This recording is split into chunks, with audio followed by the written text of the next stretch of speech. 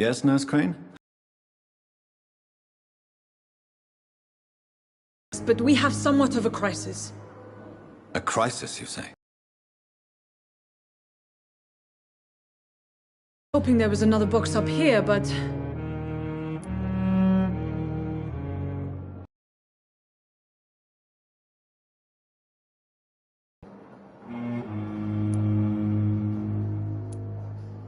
Sorry, there's nothing here. Some of the patients won't last the night without them. Honestly... In France, during the war, drugs shortage was a daily problem, and we had to use our wits to overcome the shortages. However do you mean? If combined correctly, certain household chemical products can be used in a pinch instead. Now, where's the hospital storeroom? The storeroom? Fat chance. This is the Pembroke, and space is luxury we don't have. Everything used to be stored in the old morgue. Perhaps I should look there first. Where is this morgue? It's the large building behind the hospital. You'll need to go in the back door because it's been sealed off for sanitary reasons. Take this key. It opens a small back entrance at the end of a narrow street. The abandoned morgue behind the hospital. A small door at the end of a narrow street. On my way then. Thank you, nurse.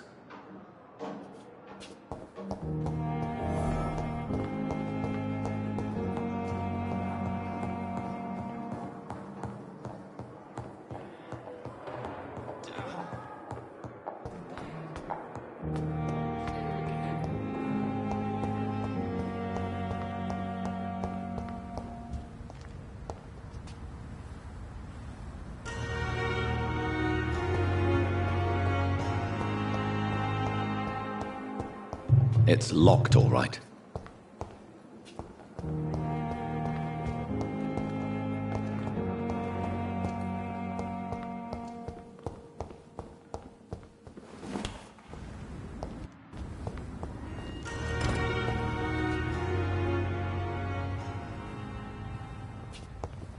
It's locked. Scowl voices in the garden. I should investigate. If they were to find somebody...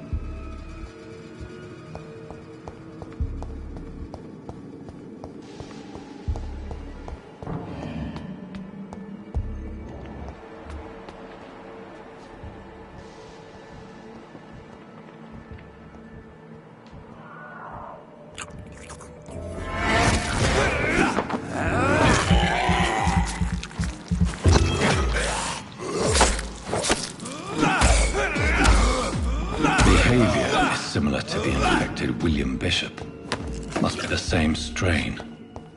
This sickness moves faster than influenza.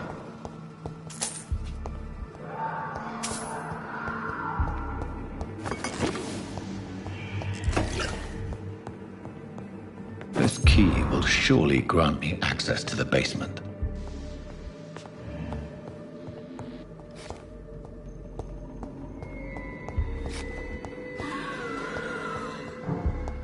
It's locked, all right.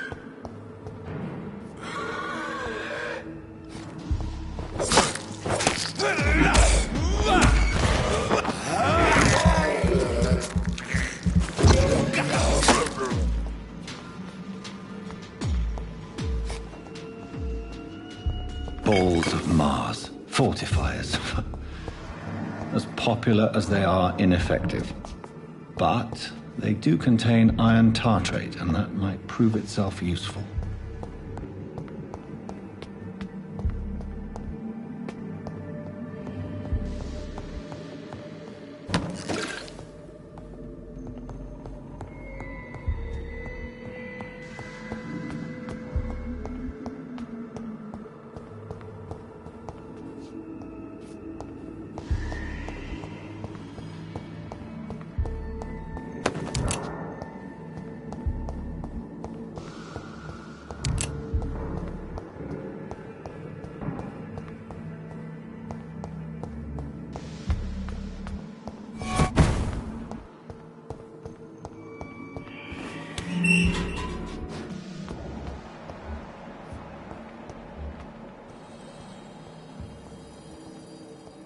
These skulls feed from corpses and the husks of animals. They're not open.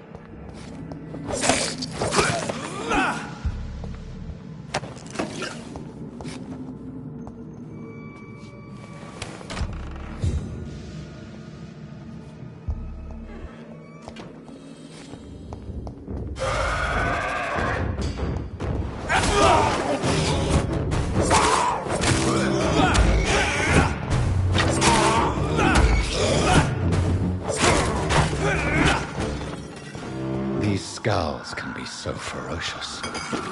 I'm not sure I can defeat them without becoming stronger. To drink blood is so tempting.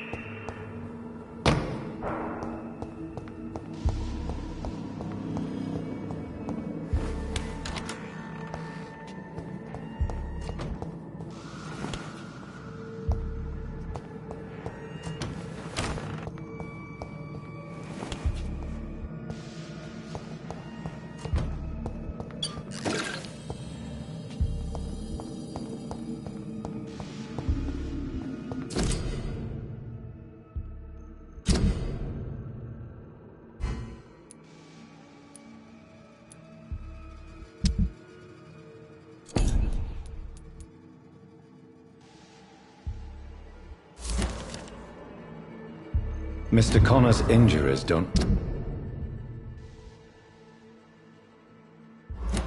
match the report. I'd better to look into this.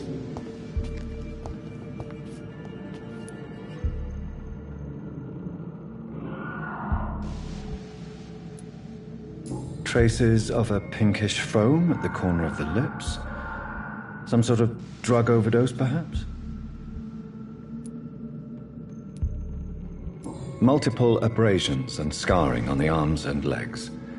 Old and distinctive injuries of a sailor or a fisherman. The chest was originally opened to perform the operation. The sutures are clean, but the chest has been reopened. A puncture over the left lung, possibly a chest tube insertion. Not the cleanest work, but I think it was successful. Signs of internal bleeding. So, Dr. Tippett's anesthetics were incorrectly dosed, causing the patient's death. And then he tried to operate on him again. Tippett has made an egregious error. It's time we talked.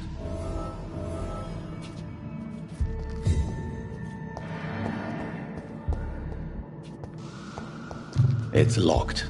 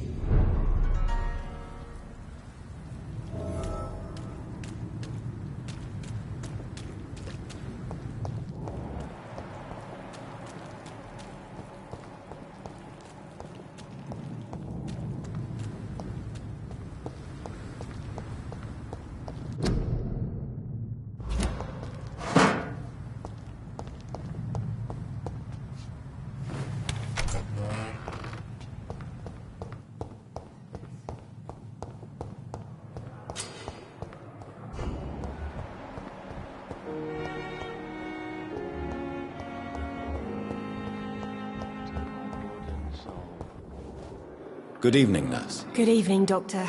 I don't think we've been introduced yet. My name is Pippa Hawkins. And I'm Dr. Jonathan Reed. Dr. Swansea has recently offered me a position in this hospital. Well, it's a euphemism that your help will be appreciated, Doctor.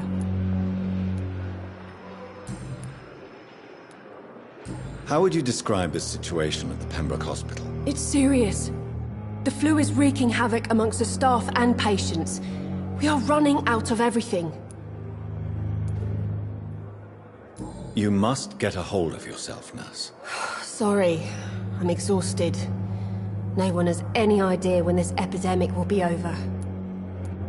Nurse Hawkins, the Spanish flu won't last forever. Even the Black Plague didn't kill everyone. I wish I could believe you. But what if this epidemic was worse? What if in the end, nobody was spared?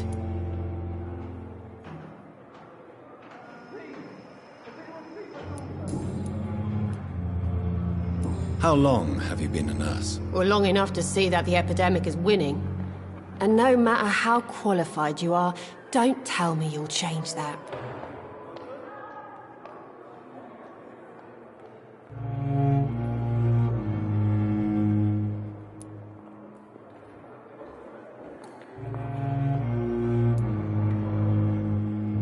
You'd be surprised what dedication can achieve, Nurse Hawkins.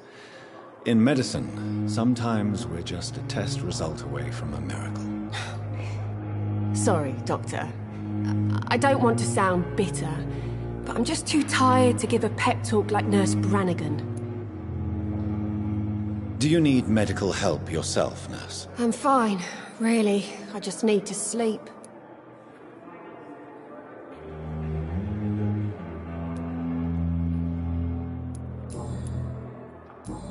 Goodbye, Nurse Hawkins.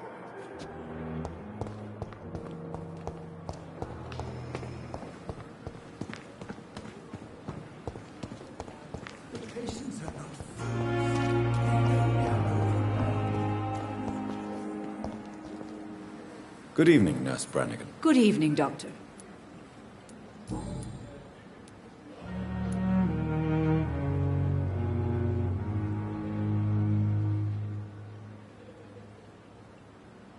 Tell me what Dr. Tippett did. I know his mistake caused a patient's death. If I had not covered up his error, Dr. Tippett would have been fired from this hospital. I could not let that happen. You can't allow your emotions to dictate your conduct concerning patients, Nurse Brannigan. Look around you, Dr. Reed. Do you really think we can afford to lose a brilliant practitioner like Dr. Tippett's in our situation?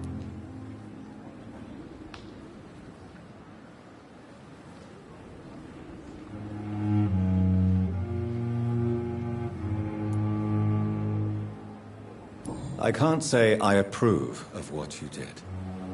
But as a field surgeon, I know that some situations require you to bend the rules. I'm not proud of what I've done, but to contain the epidemic must be our priority, so we can't afford to lose Dr. Tippett. Why does Dr. Tippett claim you're the main reason he keeps working, despite his fatigue? If it wasn't for him, I probably would have left the Pembroke years ago. Dr. Tippett does not think of you as just a nurse anymore, does he? If you're suggesting he's not taking my gender into consideration when it comes to medical practice and knowledge, I really hope he doesn't.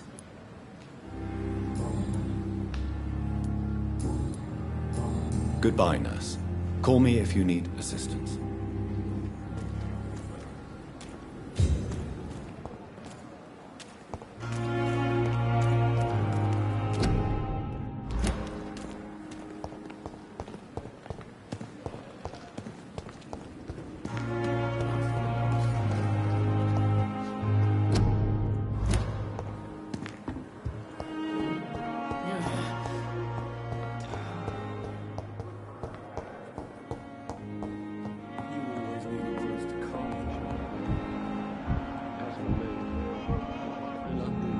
Finally, you've returned, Doctor. Did you find anything of value? Yes, nurse. You've worked your first miracle, Doctor. Now, this patient here needs immediate treatment. Duty calls. When the storm has passed, I'll show you how to mix the remedy yourself with the same basic ingredients. Many thanks, Doctor.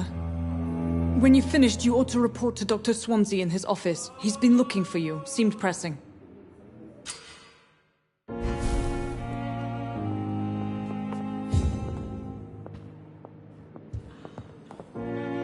Dr. Reed, may I help you?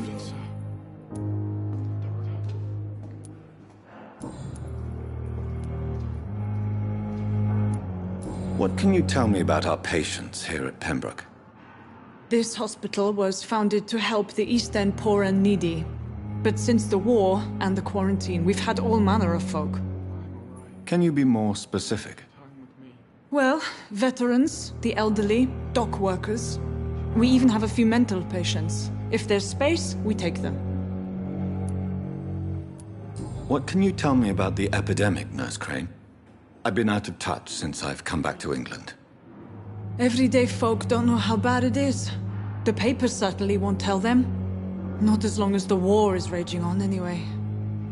News on the front stated that the Spanish flu was under control, at least in Britain. It seemed to be for a while, but that was only last summer. It returned with a vengeance just over a month ago. I'll see you later, Nurse Crane.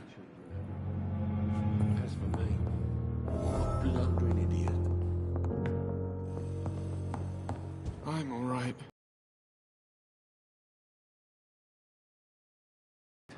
Can I help at all? No, Really? Why are you here, then? I don't want to talk. My throat hurts too much. I suppose that this pain is the reason you're here. Is someone taking care of you? Yes.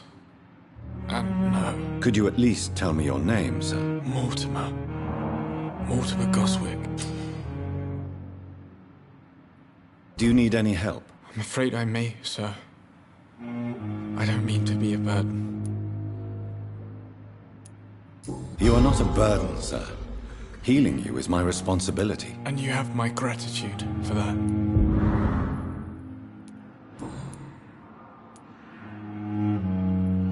How painful is your throat, Mr. Goswick? So painful I'd rather not talk at all, Doctor.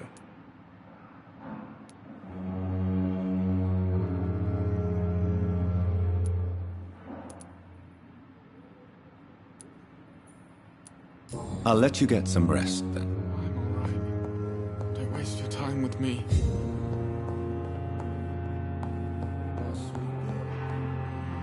Good evening, sir. I'm Dr. Reed. I believe we're going to be colleagues. Reed? Yes, I've been informed about your arrival. I'm Waverly Ackroyd. Welcome aboard, I suppose. Does my arrival inconvenience you in some way, Dr. Ackroyd? Let us just say that I don't particularly share Dr. Swansea's enthusiasm for hiring you. What we need here are reliable professionals, not overrated dabblers.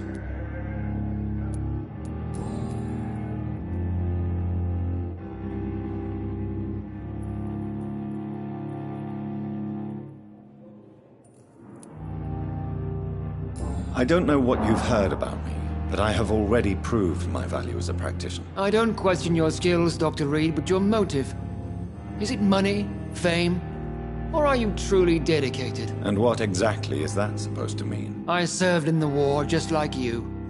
But unlike you, I did not use the wounded to play the modern sorcerer. Be careful what you insinuate, Dr. Ackroyd. I only want you to admit you used those men to improve your theories.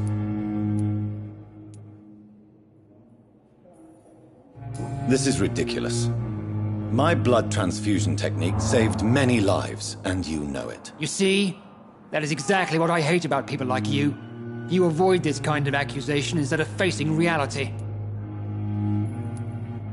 It seems you have bad memories of your military service. I refuse to see this industrial slaughter as scientific progress. War only reveals the worst in men. We can at least agree on something, Dr. Ackroyd. Thank you for your time. We'll talk later.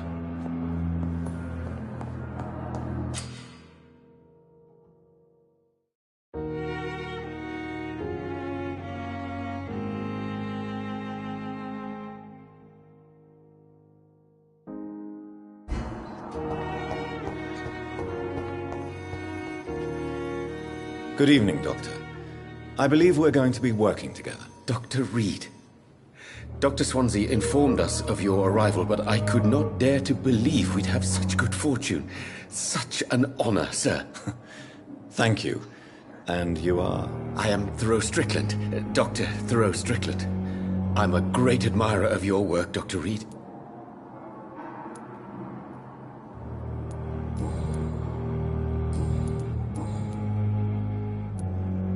Please, could you tell me something about yourself? I'm a great admirer of your work concerning blood transfusion, Dr. Reed. I run my own experiments. I'm convinced it's the future. What made you choose to be a doctor? I'm not ashamed to admit you and your work have inspired me. I am honored to have the opportunity to work by your side.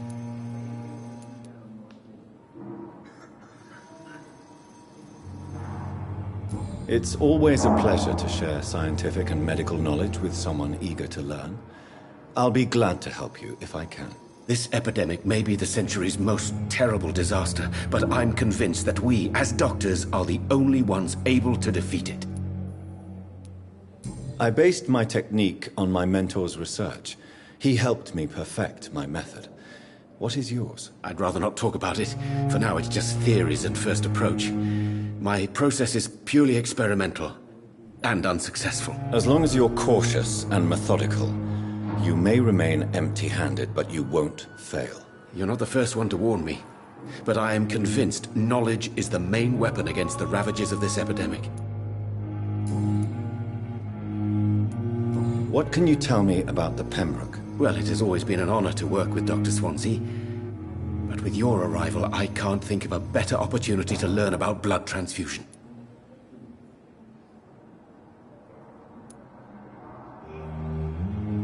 You seem quite optimistic. It's a rare and precious attitude in these difficult times. I'm convinced that this epidemic is a test of endurance and dedication for us men of science. Questions remain about our capacity to resolve the situation. True. Last summer, during the first wave of the epidemic, I used to joke with Milton about the extra work. We're not smiling now. Do you need help with anything in particular? Well, yes, maybe. I'm waiting for a batch of products I ordered for my personal research, yet my supplier seems to have vanished. Do you want me to play the errand boy for you? Oh no, Dr. Reed. But if you went personally to his shop, what with your reputation and all, he wouldn't dare to refuse the products I need. I see. Well, give me the address, for I may pass by if I have time. Goodbye, Dr. Strickland.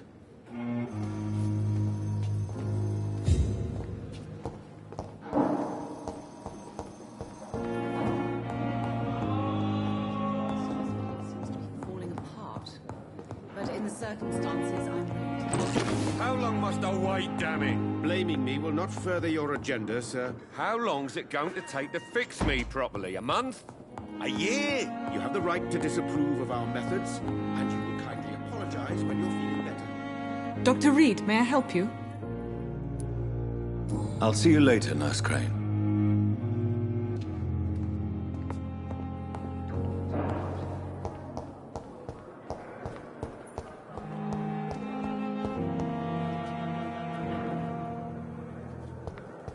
Fear and disgust. Every streetcar. Daily routine.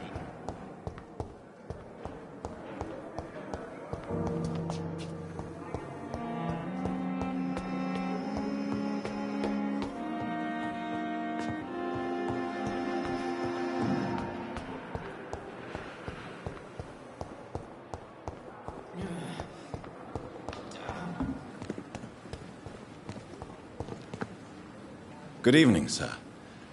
I'm Dr. Jonathan Reed. I'm new here. I've already heard about you, Dr. Reed. I'm Milton Hooks, the ambulance driver for this shithole of a hospital. That's quite a blunt introduction, Mr. Hooks. You can call me Milton. I like to speak my mind, Dr. Reed. Perk of the job.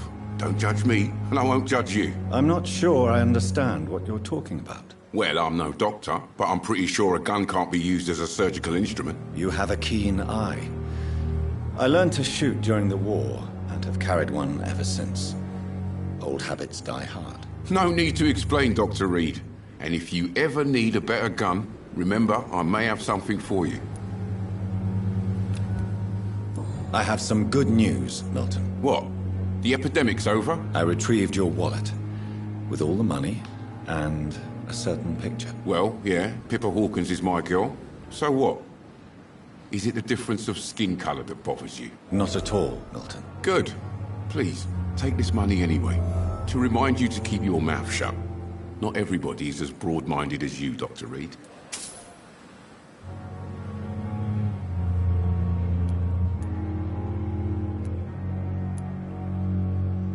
I'd like to see your goods. Wise choice, Dr. Reed. A reliable gun is what everybody needs these days.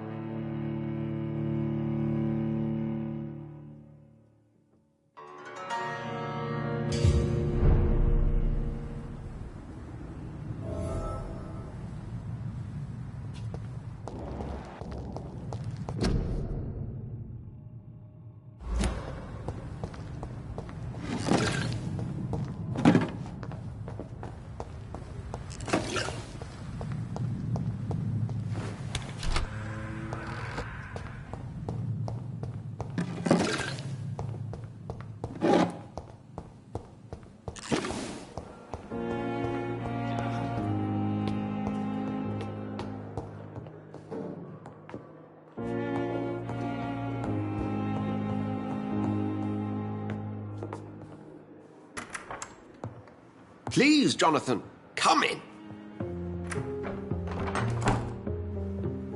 Fascinating, is it not? In the last decade, so many mysteries have been brought to light with our microscopes. The human body, biology's penultimate frontier. The more we explore its boundaries, the less we're able to trace a clear line between life and death. You, my friend, have a foot in both countries. The view must be vertiginous. It's at least as vertiginous as chatting about vampires with you, I would say. This must be all so new to you. This area of town, the hospital, a brand new life. How stimulating it must be. I wish I could share your enthusiasm, Dr. Swansea, but my condition defies scientific categorization. Undead? Unalive? Immortality defies logic. I cannot express my thrill at this serendipitous turn of events. The world's most eminent specialist in blood transfusions, a vampire. One might say a gift from heaven.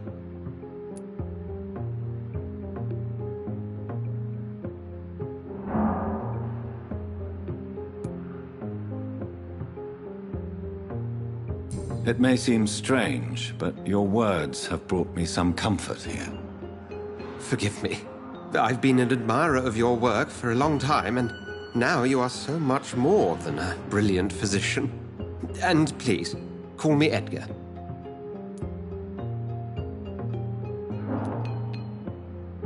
There is no need to apologize, Edgar. You offered me sanctuary when I had none. Very well. I have a task for you, Jonathan. Something that will require all your newfound skills. Please, go on. The Pembroke only survives through the generosity of our benefactors. Unfortunately, our main donor has found herself in a bit of a bind. Now, if you could help her out... A spokesman or politician is what you need. That's not my calling. And until I come to understand what has happened to me, I require discretion. Discretion is in order, Jonathan. Lady Ashbury has recently received rather indelicate correspondence that, if revealed, would jeopardize her position. And you would like me to eradicate this threat? By the stole, of course not. I would just like you to pay her a visit. Her ladyship is certainly near the tents outside, tending the sick. You can't miss her. Look for someone impossibly delicate. Accepted. I'll see what kind of trouble Lady Ashbury is in.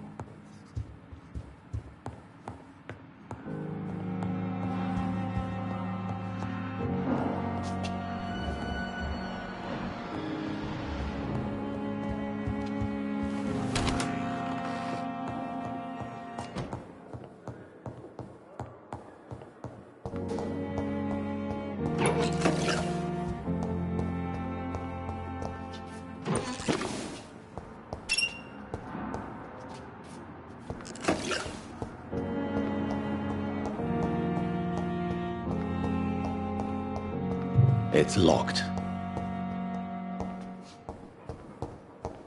I cannot enter.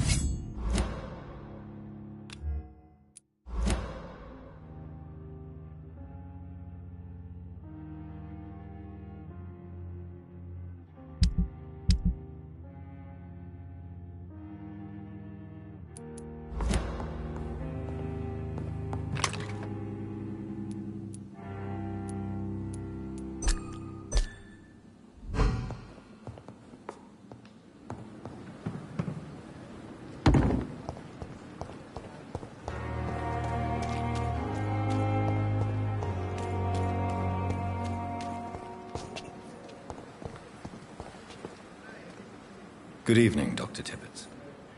Dr. Reed, any good news to share?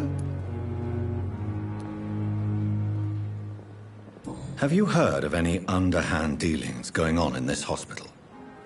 I have no time for such triviality, my dear colleague. We're here to save lives. Corcoran, I want you to tell me about Mr. Connor. How did he die? What happened? He was my patient. He died because of my mistake. That's the blunt truth.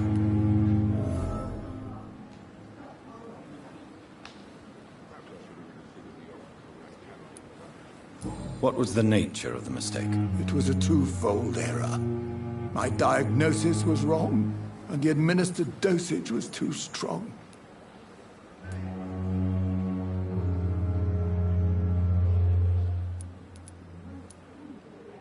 Who was this patient? I don't know.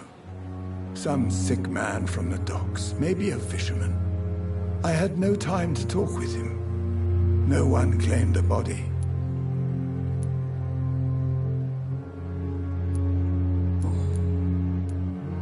Corcoran, I want you to tell me about Mr. Connor. How did he die? What happened? He was my patient.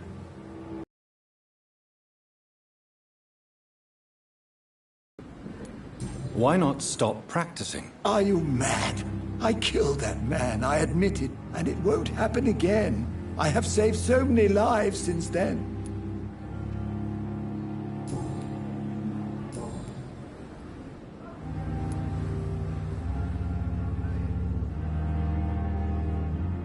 I will cover for you, Dr. Tibbets, by keeping what happened to Mr. Connor to myself. I don't know what to say, actually.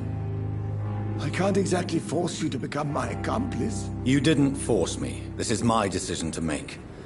I believe you're still of use to the hospital, considering the situation. Then I can make you this promise. As soon as the epidemic is eradicated, I will resign.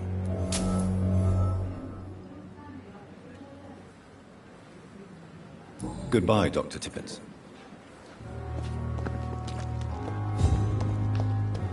Perhaps I should have considered the offer from that Callaghan fellow.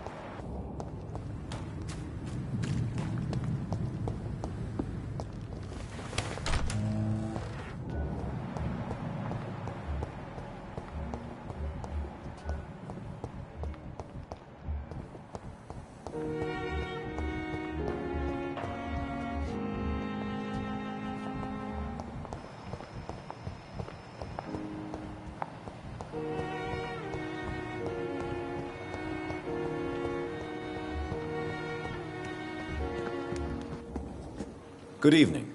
I'm Dr. Reed. Always a pleasure to meet a colleague, sir. Especially when he was supposedly dead. A colleague? Are you a doctor too? Not anymore, sir. I used to be Dr. Rakesh Chadana. Now, I'm just Mr. Chadana, pawnbroker and humble guardian of this morgue. What do you mean, you used to be a doctor? Was your license revoked? No, sir. It is just that I like to be precise. I run a little pawn shop while taking care of the dead. But I used to be a real doctor. Please show me what you have to sell. Of course. It's just trinkets and curios, really. But I'm sure they can be useful.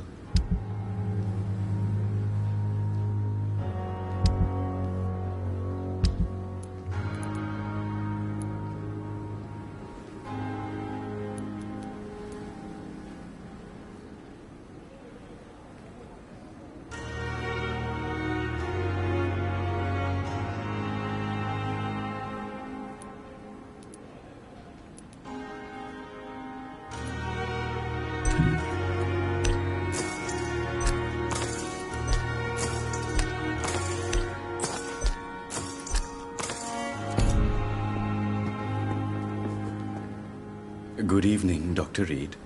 Such a pleasure to see you again. Tell me the truth about your appointment as a medic during the war, Rakesh. The regiment administration appointed me by mistake. I had to learn the job on the spot, sir. Very hard, sir, but I rose to the challenge.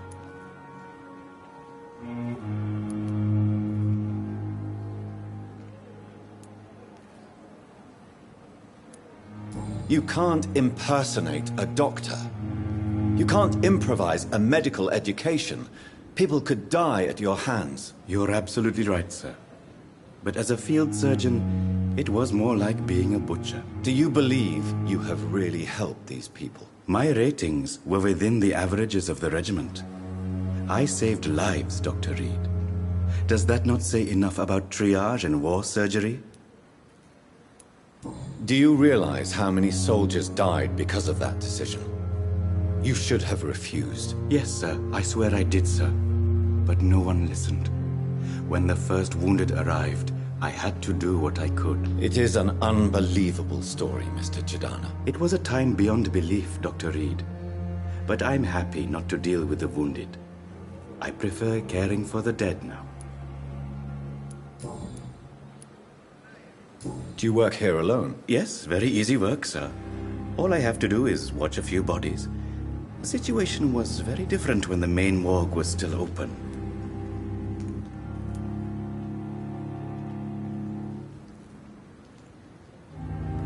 Why close the hospital's main morgue? It was for sanitary reasons after the beginning of the epidemic. Cadavers had to be moved to the nearest mass grave. Why do you have to watch these bodies? Because these poor fellows have no names. We keep them in case someone comes looking for the missing. Sadly, very rarely happens.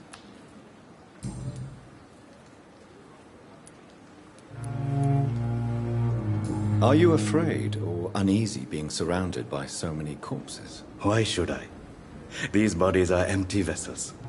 Flesh left to decay. Poof! No soul anymore. All gone. An interesting point of view.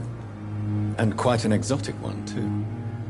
Most people fear, or at least have a respect, for dead flesh. Sir, as a medic during the war, I learned to face my death and the death of others.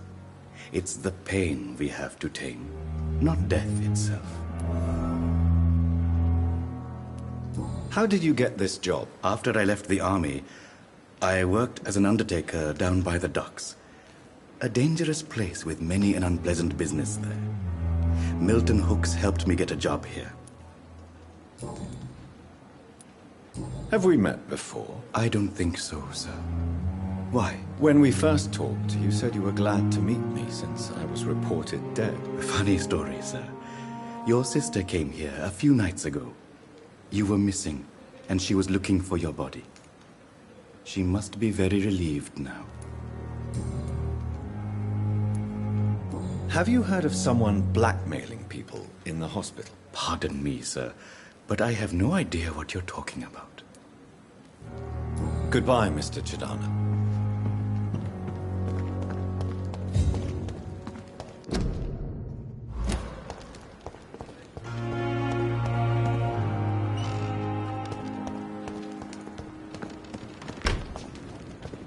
I'm sorry you ended up on my plain and cold medical bench, sir.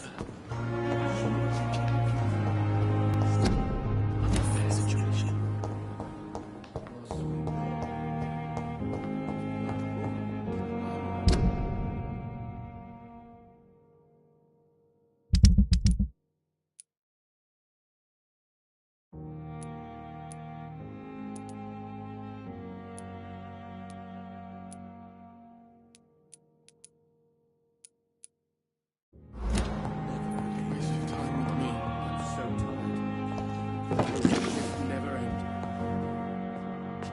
Good evening, Mr. Goswick. How are you? I'm okay.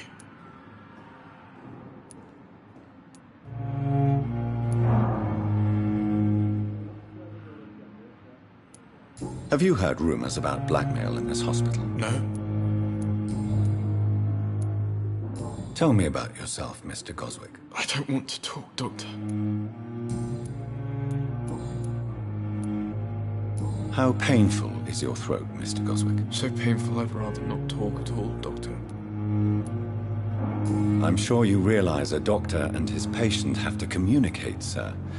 Would it help if I gave you some paper and a pen? Not really. I see. Then maybe it's not just your throat that hurts, Mr. Goswick. Perhaps your sore throat is just the consequence of something more hurtful. Yes, maybe. But I don't want to talk or even write about it now.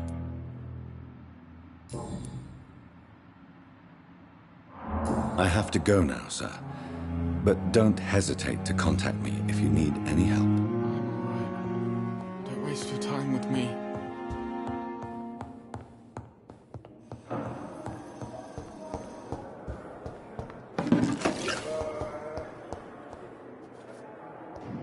I'm quite busy right now, Dr. Reed. Have you heard about any blackmail going on in this hospital? Blackmail? Nonsense.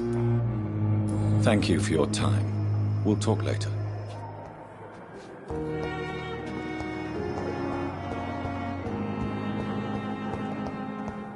Disgust on every street corner. The daily reads. Good evening, miss. I'm Dr. Reed, the new surgeon at the Pembroke Hospital. And who are you? Your name has no meaning to me, mortal.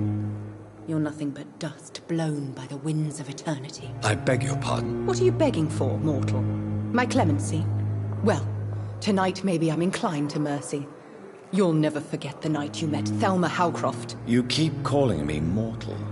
Why is that? And if I'm mortal, what are you? Well, Dr. Reed, if you must know, I'm a vampire.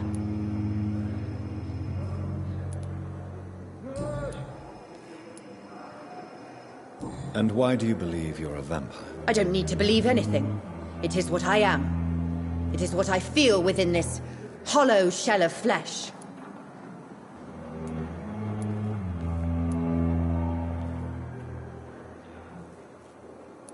Please, describe to me how you feel.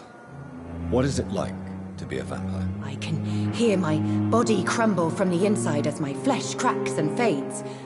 I sense the last pulse of postulant blood within my drying veins. I need new blood. I see. Have you ever heard of Cotard syndrome, Miss Howcroft? Never. It's a mental illness discovered by a French neurologist named Jules Cotard. The affected patients are delusional. They believe that they are putrefying. A vampire. Delusional, you say? Oh, sad and petty mortal. You can't even begin to understand the concept of immortality. And you think it is I who am delusional. Do you require my services, Miss Howcroft? I have no need for your medicine, Dr. Reed. Blood is the only drug I need. Have you heard of any blackmailing going on within these walls? I have no time for mortal games. My secrets are beyond their comprehension, Dr. Reed.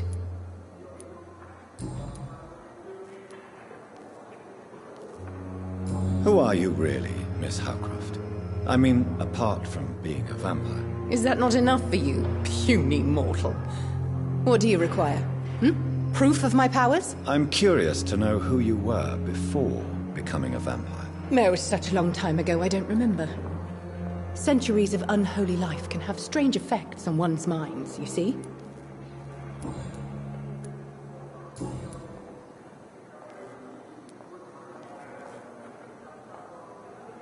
I'm assuming you must be a patient here. Am I right, Miss Howcroft? It's only a cover. To hide from my enemies. I can leave whenever I want. As a woman, a spirit, fog, or bat.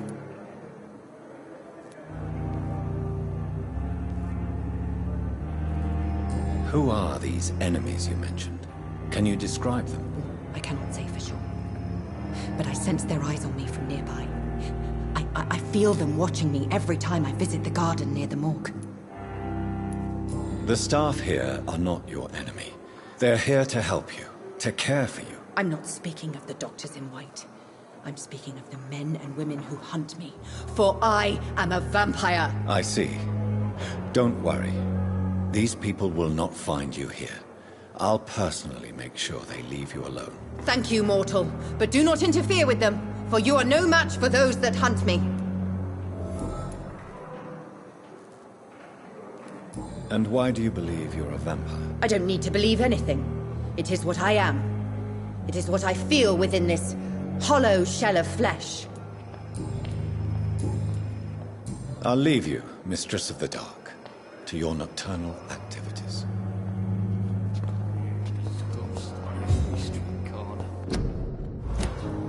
The daily routine. Good evening, sir. Can I help you? Unless you're here to fix my face. No. I don't think you can help me. I'm Dr. Reed.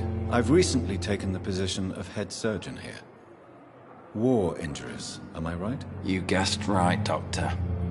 German shell took my pretty little mug right off. But they still call me Thomas Elwood.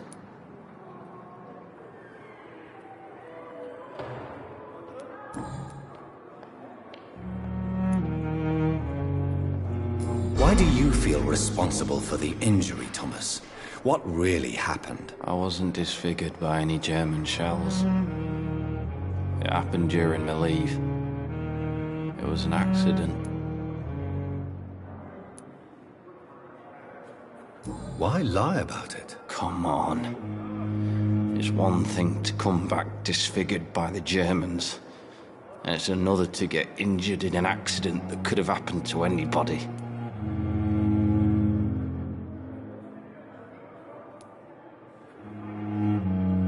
Reconstructive surgery has been very successful for some soldiers. I don't want to wear a bloody mask for the rest of my life. I'd rather stay here and just be forgotten. Tell me what really happened then. I went with a whore in Rouen. Dead drunk I was. The hotel was a shithole. There was a fire that night. Did you start the fire? Were you trying to avoid going back to the front? That's not uncommon, you know. No. It's just that I was asleep when the flames reached the room. The girl was long gone. Bitch never woke me up. Left me to burn.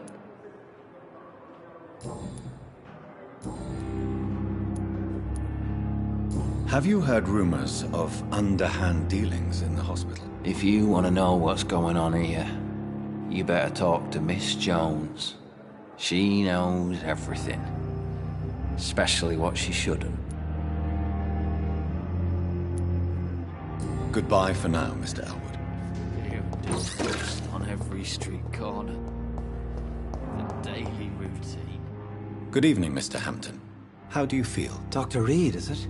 Oh, sir, I must apologize for my behavior. What do you mean? I was not myself in the factory. Fear and exhaustion made me say awful things to you, I'm afraid. You remained perfectly nice and polite. A little delirious, perhaps. But who wouldn't be after enduring an abduction? Thank you, Doctor. That's a relief. Now all I need to do is rest and return to my flock.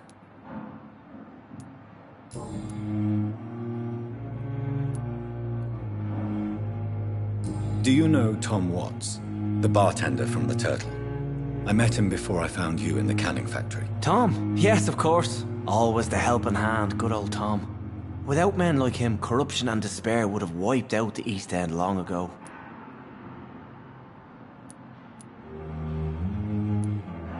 People are still in despair. How could it be otherwise? The authorities have left us all to rot in this contagious nightmare.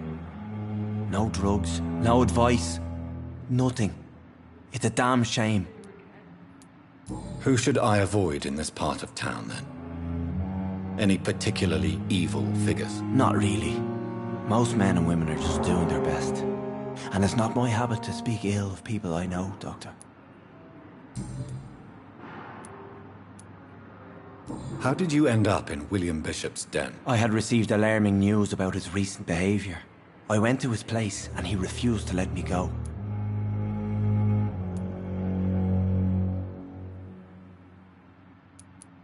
Why did he abduct you? William was an alcoholic. His addiction suddenly changed to blood. I don't know why. Just like a patient I met here. This Miss Hawcroft. You dared to enter this awful place alone. You're a hero, Mr. Hampton. Or a fool. I'm just a man trying to help his friends, Dr. Reed. William Bishop was a conflicted soul, searching for light.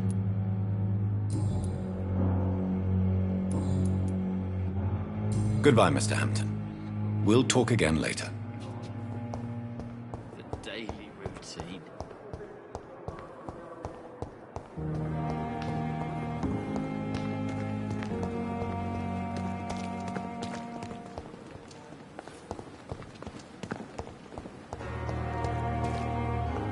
Another night with the glorious ones. The flu took my dear wife, Emily. I take comfort knowing we'll soon be together again. Mr. Rainfield, that's no way to talk. You're in good hands here, and we'll be up again soon enough.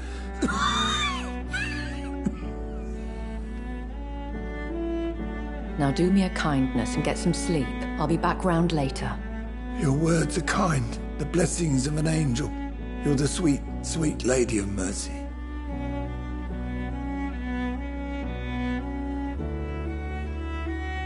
Good evening, Dr. Reed. It's a pleasure to see you again. You seem surprised. Dr. Swansea has brought me up to speed concerning your recent appointment to Pembroke Hospital. You're a the lady who saved me that night, before vanishing into thin air. I remember you from the pub with Dr. Swansea. Indeed. Allow me to introduce myself formally this time. My name is Lady Ashbury. I remember you well, in spite of the brevity of our encounter.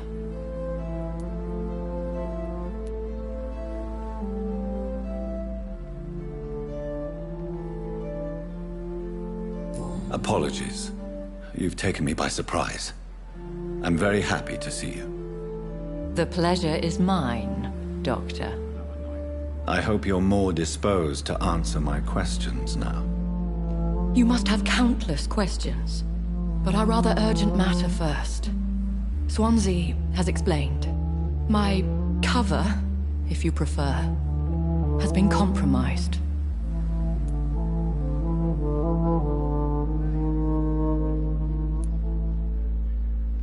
Dr. Swansea has commissioned me to be your agent in this matter. You could start by explaining what's amiss. These past insufferable weeks, I've been the victim of extortion. I've made a first payment, but the blackmailer grows greedy. I must refuse his most recent demands.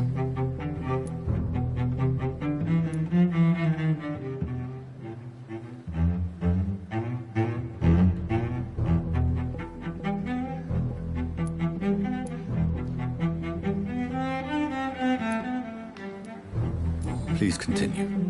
Every detail is essential. I'm your man. My embarrassment in this matter is eclipsed only by my shame at having put the hospital at risk. The threat from our anonymous scoundrel is clear. A list of dates. My visits coinciding with the dates of suspicious patient deaths due to massive blood loss.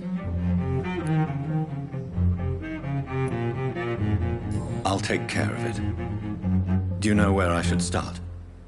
If that was the case, I'd settle the matter myself. You could talk to our local gossip, Harriet Jones. Not a pin drops here without her hearing about it. I'll meet that woman now. My life, as others know, is in your hands, Dr. Reed. I'm sure of your discretion, but I do fear your powers of persuasion will be put to the test. When this is resolved, I'll be your obligé. I'll answer all questions in regards of your condition.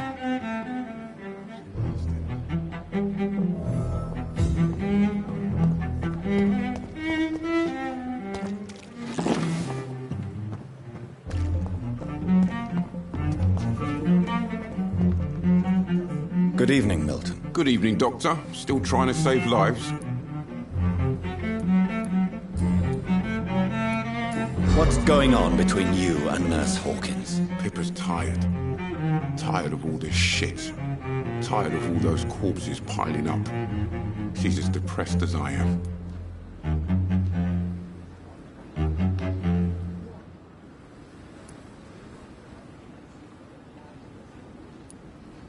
During the war, I witnessed a few couples, just like you, come together in difficult circumstances. It can be very damaging. Maybe you're right. But we support each other. And that's all that matters.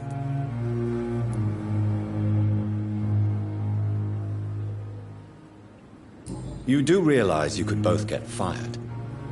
Hospital staff are not meant to have intimate relationships with one another. Come on, Dr. Reed. Do you know how many rules are broken in this hospital every day just to keep it running? There's nothing wrong with what we're doing.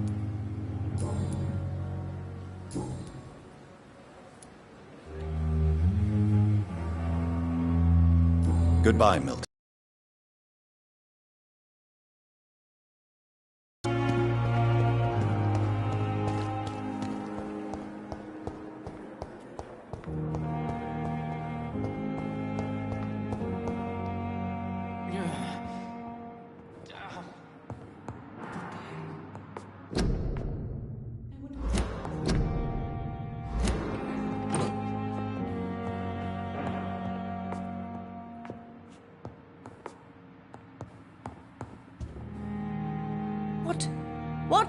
What is this?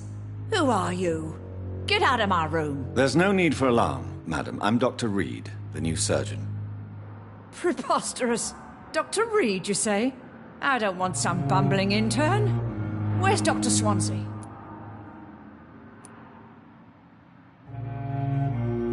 Please, calm down, madam. I assure you that I am highly qualified.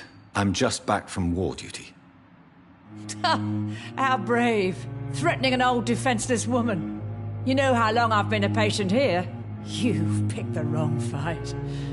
I'm Harriet Jones. Harriet Jones? Indeed. I've been meaning to have a chat with you. You know what goes on here better than any other patient, I gather. Oh, better than any patient, nurse or doctor. I've seen so many vile undertakings. I heard there have been some despicable goings-on. Was there a case of blackmail? Blackmail? Wait. You're investigating something. This isn't a social call. One of those incompetent cunts slit a poor sod's vein.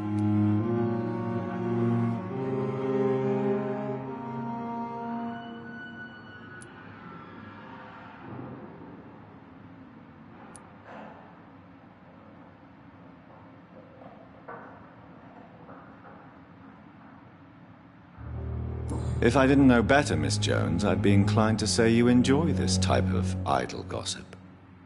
God's honest truth, Doctor. It's just the way it is here. Most of these bitches would let you freeze to death before getting you a blanket. You seem to know more about the goings-on here than anyone else. Beware, Miss Jones, in case suspicion should fall on you. That's it. Blame the old and infirm. I see those little bitches' greedy little eyes. Just waiting for me to pop off they are. I assure you, madam, this is not an investigation into a possible medical error. Debauchery, then? Nurses Crane, Hawkins, Brannigans, whores, all of them. They can't keep their legs shut. I've seen them scratching slutty sores. Really? Well, if you have irrefutable proof, I'll not have the staff behaving in such a manner here. This is your business, Doctor, not mine. But I swear one of the nurses is cavorting with some man on hospital hours. Thank you for your time, Miss Jones. You've given me something to go on. See you on the next round. Miss Jones, greetings. How do we feel?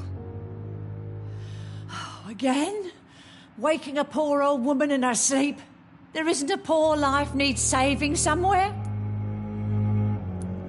Now, I need to ask you a few simple questions.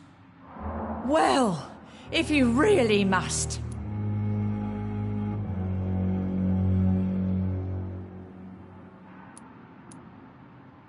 If you could just tell me why you were admitted.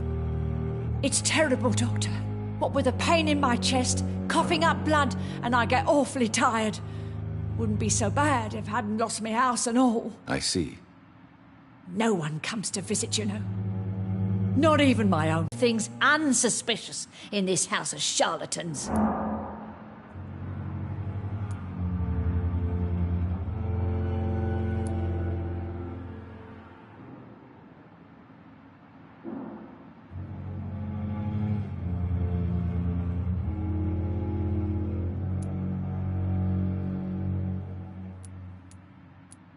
Everyone here is very capable. I have not seen any instances of unprofessionalism. Thieves and murderers, the lot. People have gone missing here, you know. Poof, without a trace. Come now, Miss Jones. Surely it's not that bad. Have you no eyes? This hospital accepts all manner of souls, regardless of origin. The proper sick cannot heal. We're kept sickened by the refugees. I'll come and visit you shortly. Good night, Miss Jones. The patients and staff might know something. I'll start my investigation with them.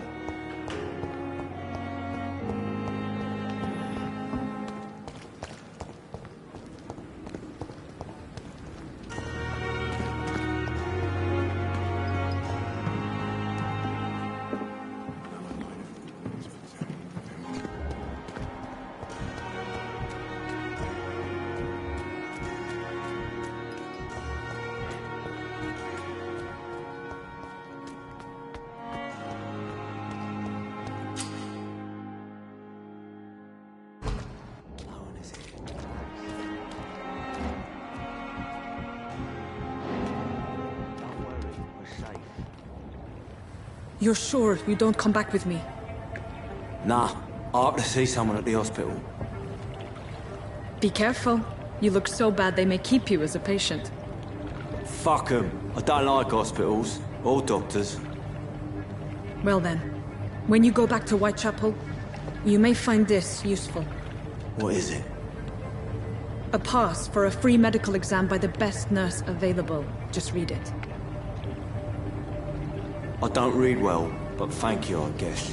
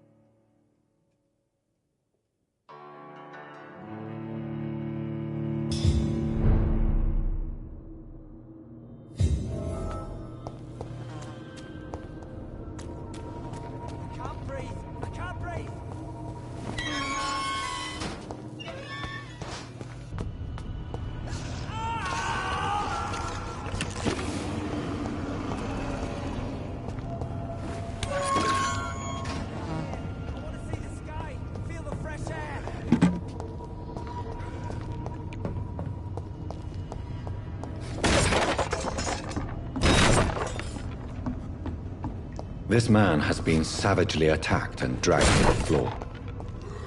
I can't breathe! I can't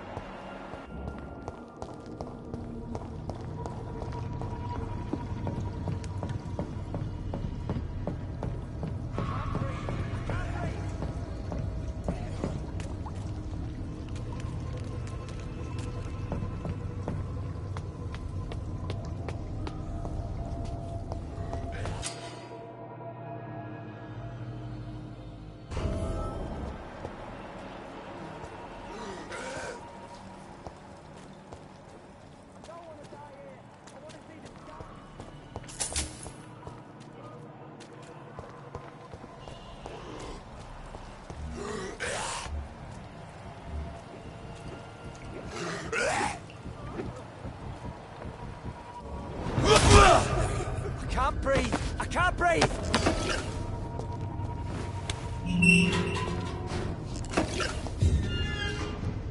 Are you injured, sir? Help me get out of here! I need to get out! I'm Dr. Reed, and I'd be glad to help you, but you must calm down first. Please, take a deep breath and tell me your name. Okay. I'm Oswald Thatcher. Please, I need to get out. All right, Mr. Thatcher, you're safe now. Do you think you can reach the street by yourself? Yes, I do. Good. Now leave this place and enjoy the cool night air. It's quite invigorating. I'm sure you'll feel better if you do.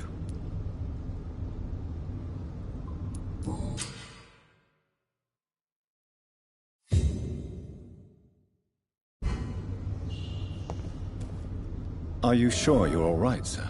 Yes, I'll be... as soon as I can see the sky again.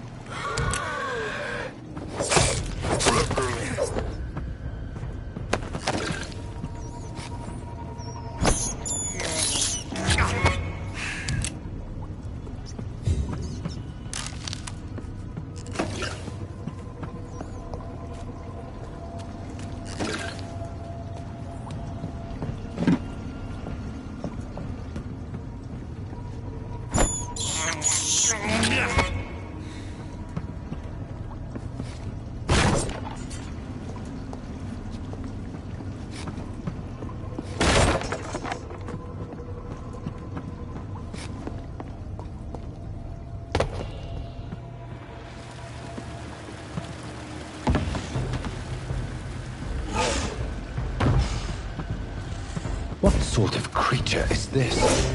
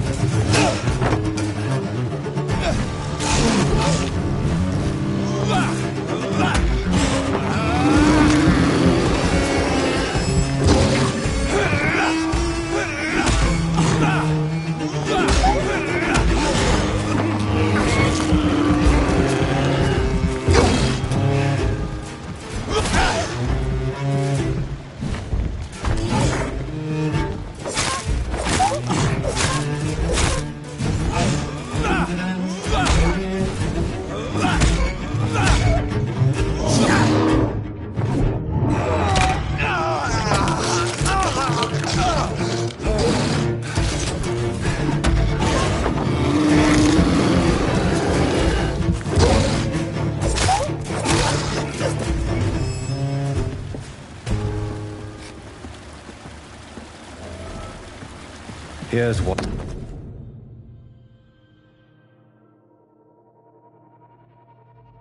Some voucher for a free checkup in Whitechapel.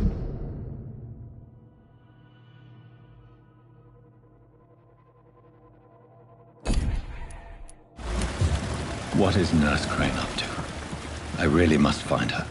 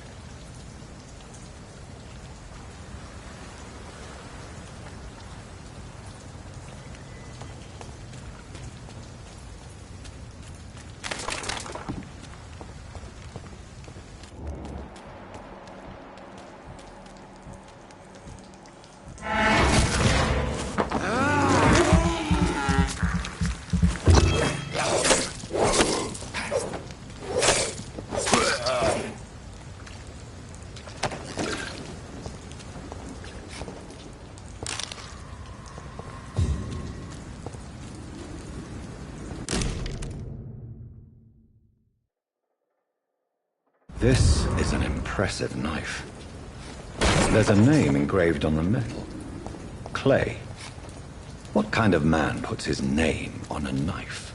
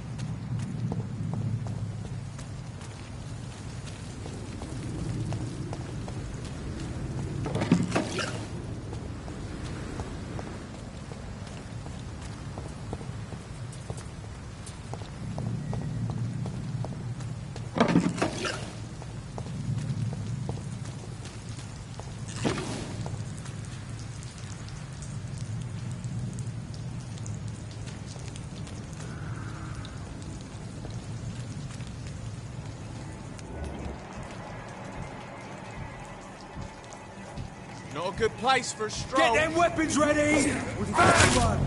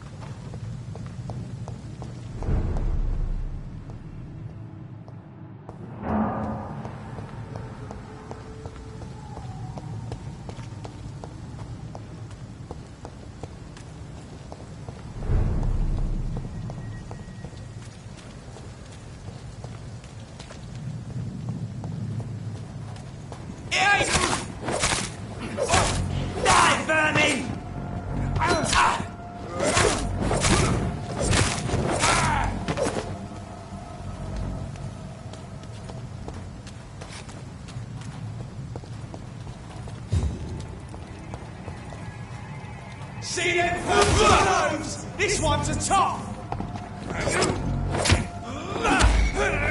Watch out, lads! Shit! You'll pay for that!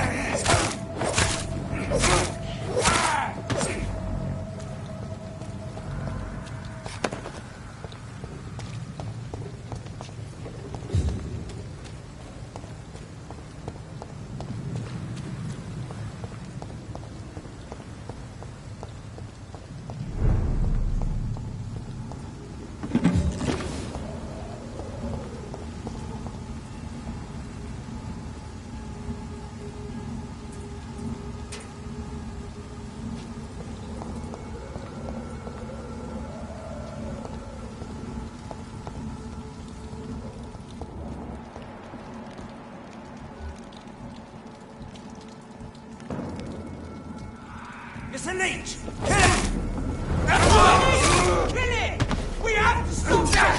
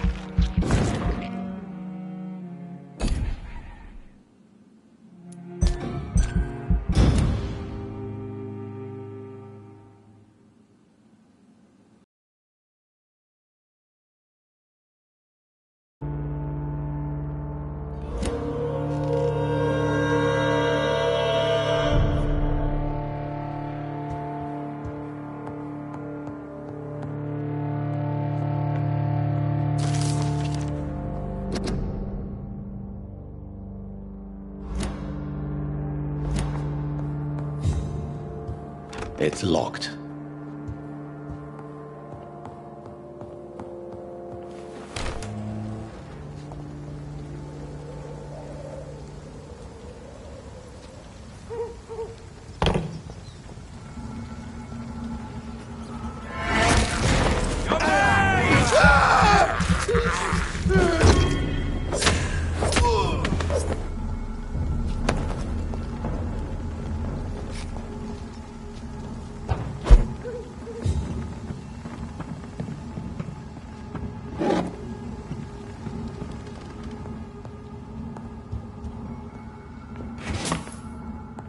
I cannot enter.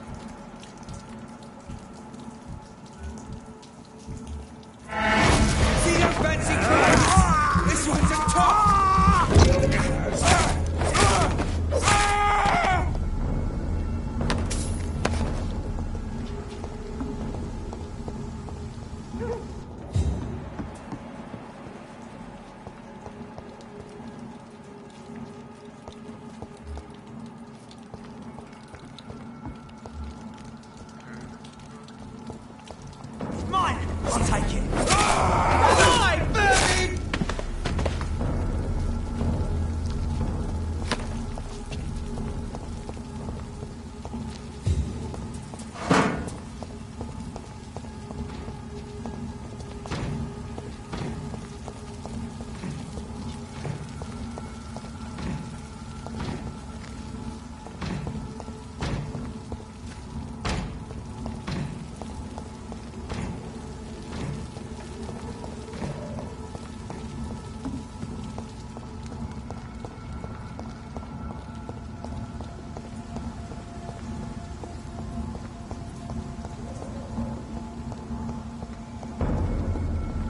Stupid beast!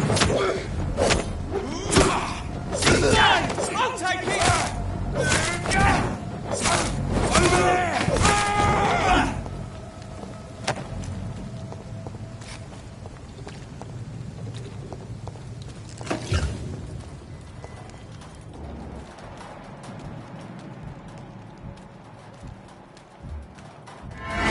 Put yourselves! This one of them!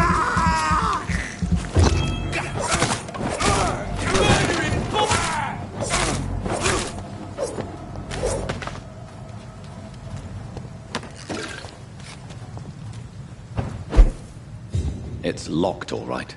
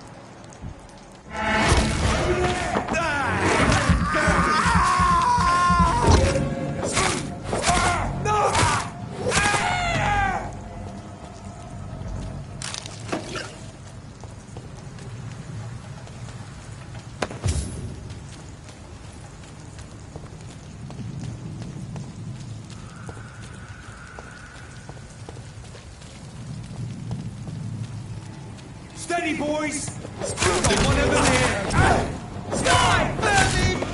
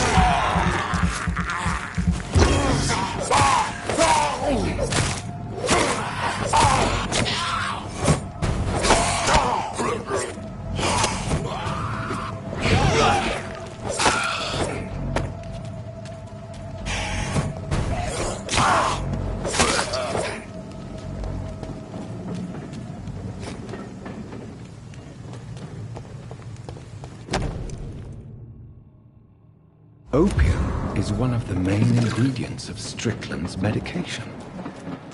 Never a good move.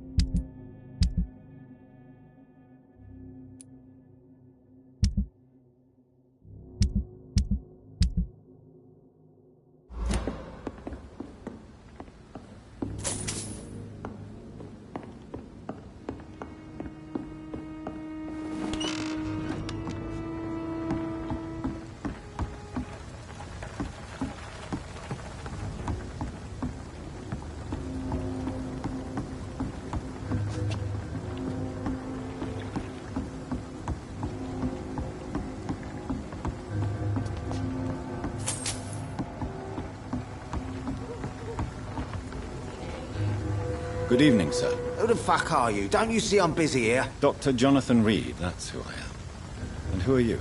Ah, some fancy gentleman we've got here. Clear off. We don't want strangers on our streets. So you won't tell me your name, then? The name is Booth Digby. Maybe I'll ask my boys to break one or two of your bones, just so you remember it. Are you some kind of vigilante patrolling these streets at night? Something like that, but the police aren't in charge here. We are, see?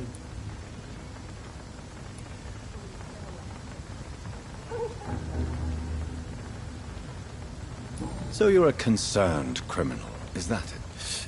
Using funny jokes about me and my boys, are you? Fuck. You must have some balls. I saw many men like you during the war, Mr. Digby. Greedy little cockroaches who feed on despair. I could kill you for saying that. But, nah. You've been a soldier. I can respect that. So, tell me about your gang, then. What? Have you got a death wish? You really want me to answer that? Well, yes. You seem so proud of your status. Why not tell me who you're working for? Oi! I'm the boss, all right? The Wet Boot Boys work for me. All of them. Situation round here is better than other districts because of us. Because of me.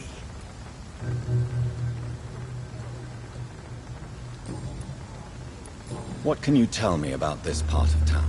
Things ain't that bad, thanks to us. We give people what they need, and we control this borough. Well, you're not doing a very good job. People are still dying here, like everywhere else. Yeah, well, we can't be everywhere all the time. And Edwina says if we can find more guns, we could be more efficient. More efficient? Really? You should probably tell Edwina that guns are useless against diseases and infections. Incredible. You know what? My sweet queen of the docks.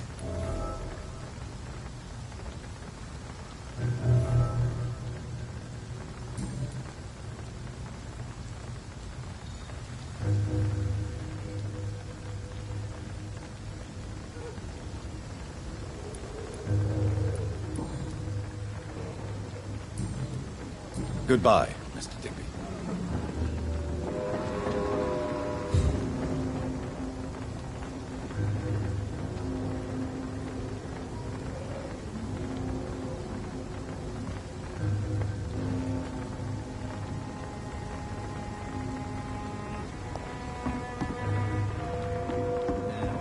Seems under control, more or less.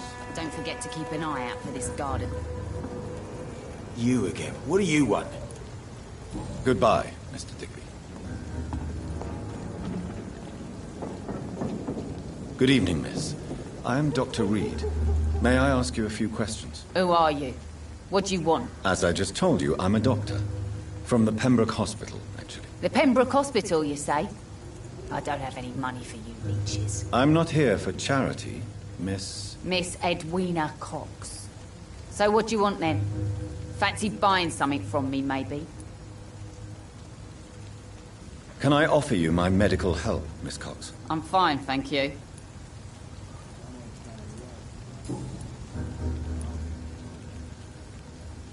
Ooh, Digby looks at you with love-struck eyes. Tell me, Edwina, is the feeling mutual? You have no idea how refreshing it can be for a woman to receive all the pleasure she needs. For once. I'll take your word for it. What is it, Doctor? A woman's not supposed to talk about these things.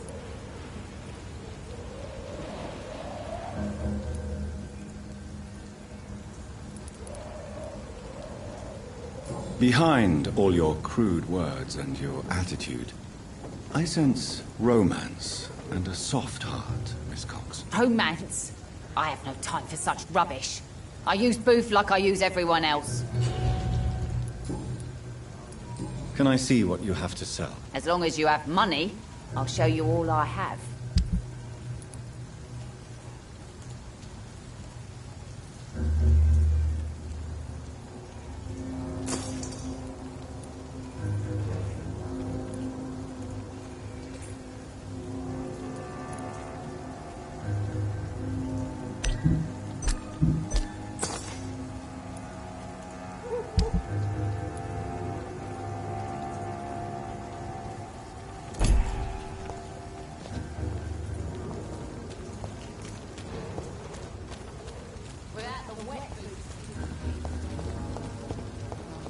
Times like these, a good drink's just as likely to cause a problem as to... Good evening, Tom. Good evening, sir. How are you tonight? Back to the docks, are we? You remember me, then? Of course I do. You're that man who seemed so lost when he entered my bar a few nights ago. Thank you for your hospitality. I'm Jonathan Reed, by the way. I'm still Tom Watts. Welcome back, Doctor. Do you need any help? I'm all right, Dr. Reed.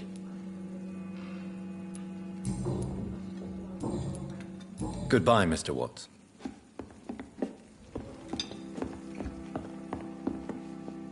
Good evening, sir. Whatever. Don't you recognize me? We met a few nights ago. Don't take it personally. I spent a lot of energy forgetting what I did the night before. Yes, you had definitely drunk too much then as well. I'm Dr. Jonathan Reed. I'm Dyson Delaney. I'll try to remember you. This time. Inebriation aside, do you need medical help? Yes.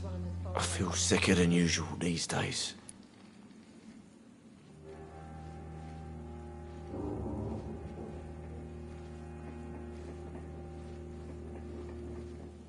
I hope I live long enough to see them wet boot boys get what's coming. Times like these, a good drink's just as likely to cause a problem as to solve one. I will see you later. Goodbye, Mr. Delaney. Poor Jack. He didn't deserve this.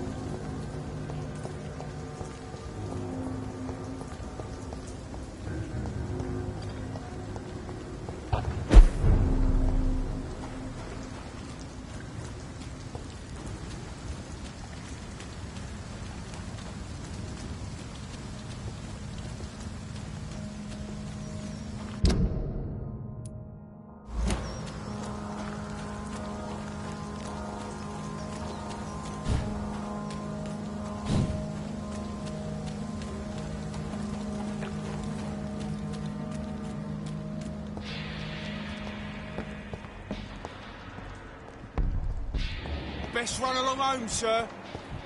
Elite! Elite! It's fast!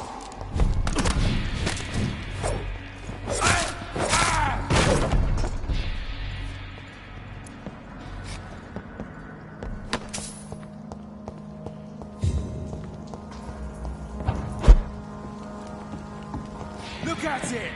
Vicious bugger!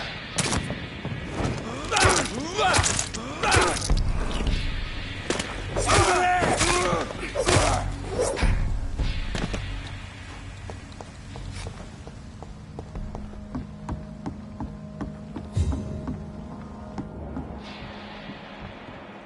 I'll kill you!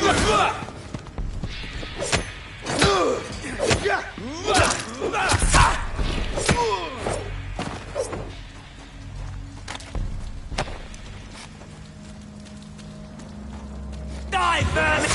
Over there!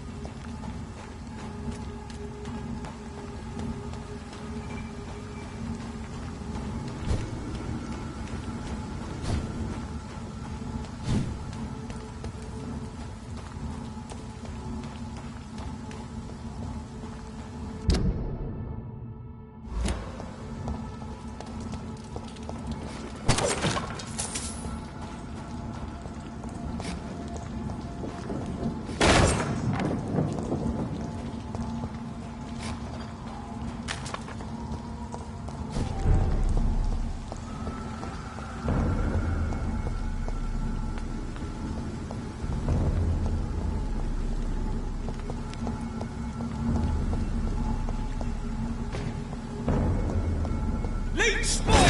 Watch out!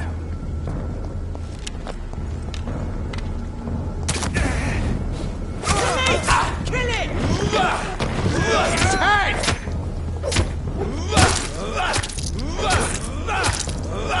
We have to stop that!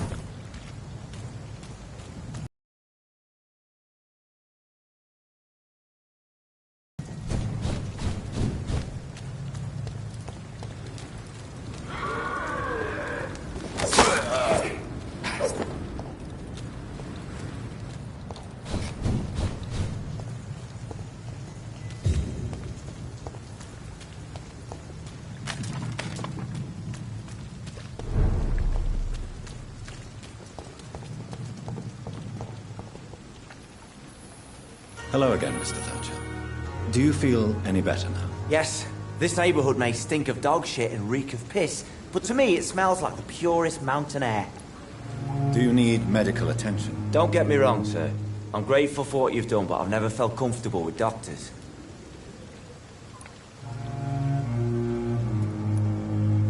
I will see you later. Goodbye, Mr. Thatcher. Try to take care of yourself.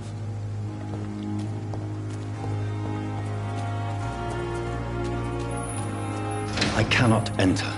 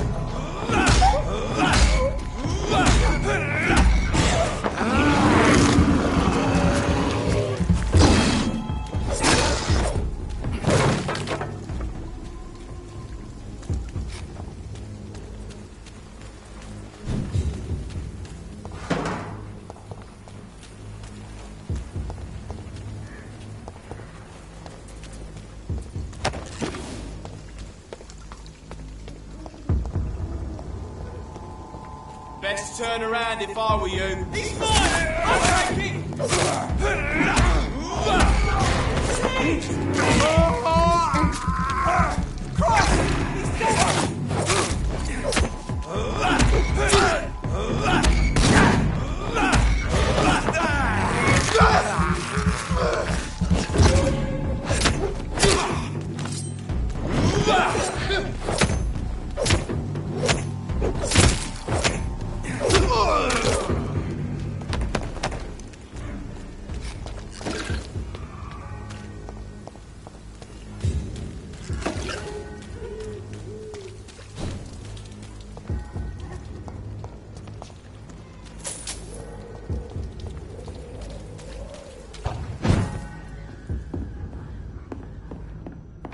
locked, all right.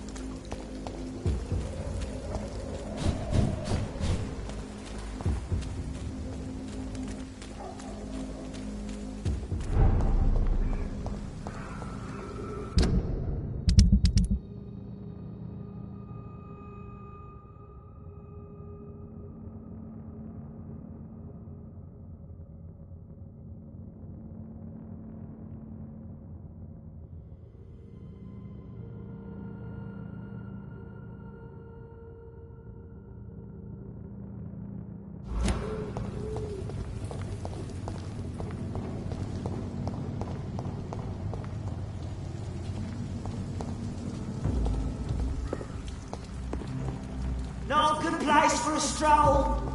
It's one of them! Bloody leader!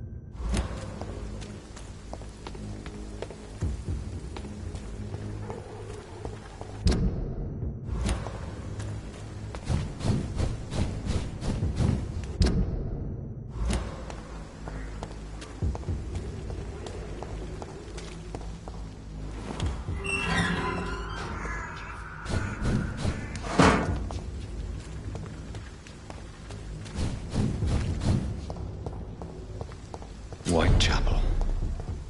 This neighborhood is linked somehow to the kind Lady Ashbury's blackmail. First, let's find this Petrescu fellow.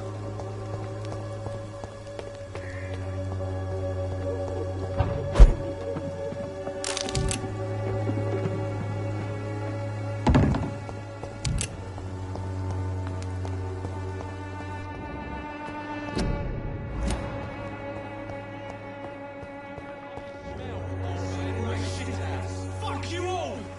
Fuck it all! Stop it now, Albert, stop it! Me, I'll not die in some piss-stinking alley reeking worse than a week.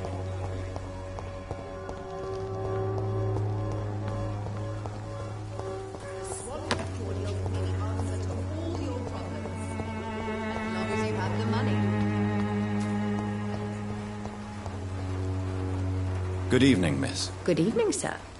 Are you interested in a miraculous cure for this unknown and deadly epidemic? Actually, I am. Then you have come to the right place.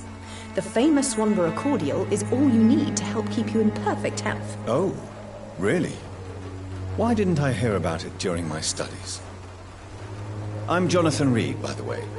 Dr. Jonathan Reed. Ah, my brother has spoken of your research, sir.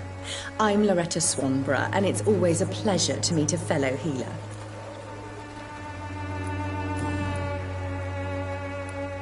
You look ill, Miss Swanborough. I wonder if your concoction will do the trick. I'm perfectly fine, thanks to my miraculous elixir. You, on the other hand, look pale and tired, Doctor.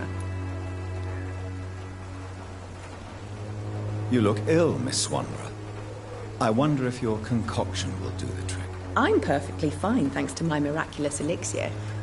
You, on the other hand, look pale and tired, Doctor.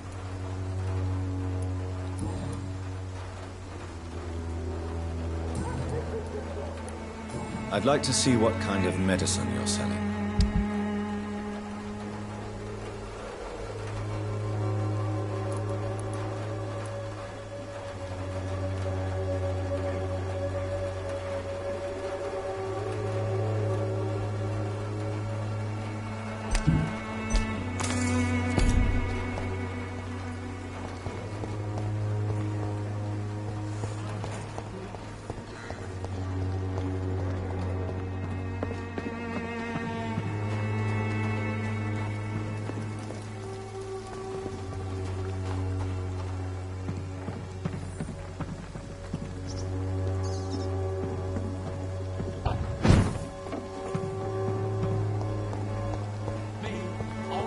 Some piss-stinking alley. What? Shooting a boy in the middle of the street.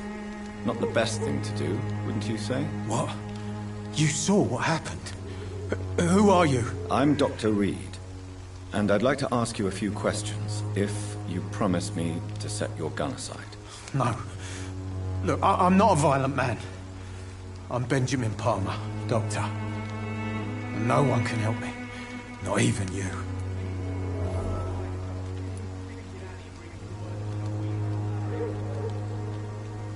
I have found a very interesting letter.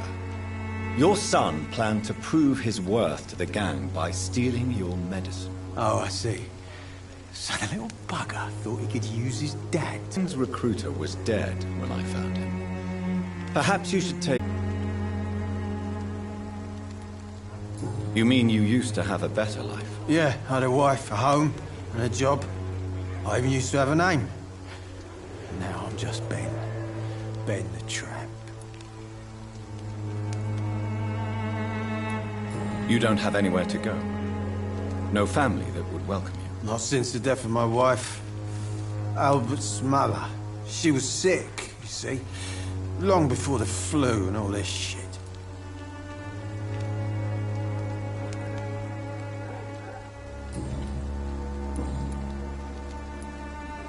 Do you know Nurse Dorothy Crane from the Pembroke Hospital? Have you heard anything? It's funny, I've been searching for her too. I need some pills. But the woman is a phantom, if you ask me. Really?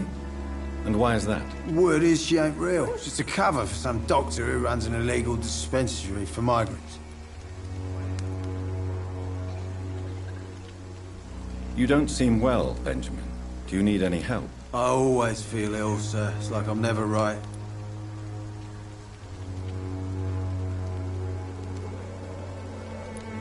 I will see you later. A gun, alcohol, and a bad temper make a terrible cocktail, sir. Goodbye for now.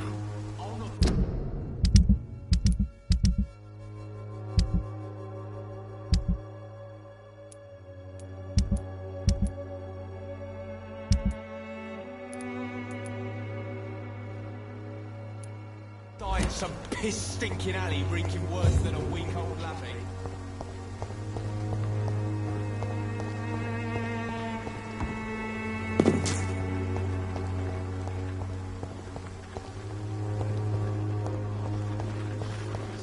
Not me.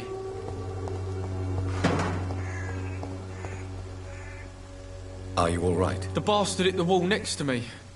I don't even know if he meant to miss. If you've been hurt, I can help you. I'm a doctor. Name's Albert. Remember it. Now bugger off.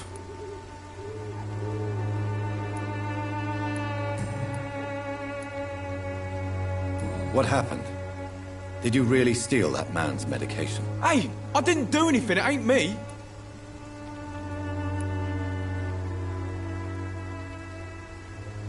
Medication and drugs are a rare commodity in East London. So you picked an easy target, didn't you? Sod off, mister. You ain't got no clue what's going on here. Bastard was a soldier in the war, so now he's got the right to shoot me. It's true. I'm not familiar with this part of town. Perhaps you could help me. I said sod off. Go find yourself another guide.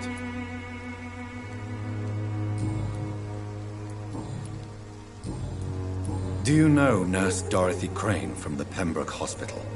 If you know anything about her, I'd appreciate it. Never heard of her. She's pretty, I'll keep an eye out.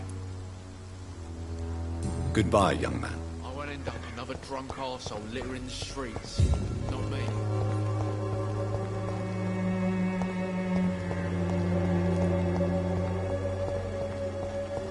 If I could get some work in, everything would be better. When science fails you, this elixir Good evening, will Benjamin. give you faith. Can I help you? I'm afraid not, Mr. Reed.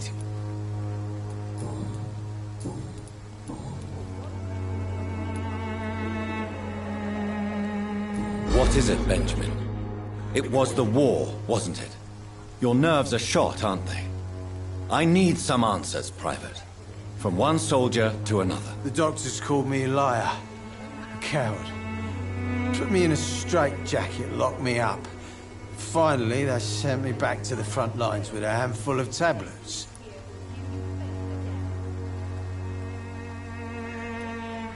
What about those we left behind, face down in the mud?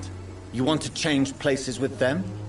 You cannot waste your chance at life this way. It's not that simple. I wouldn't have expected you to understand. I don't even know why I spoke to you in the first place.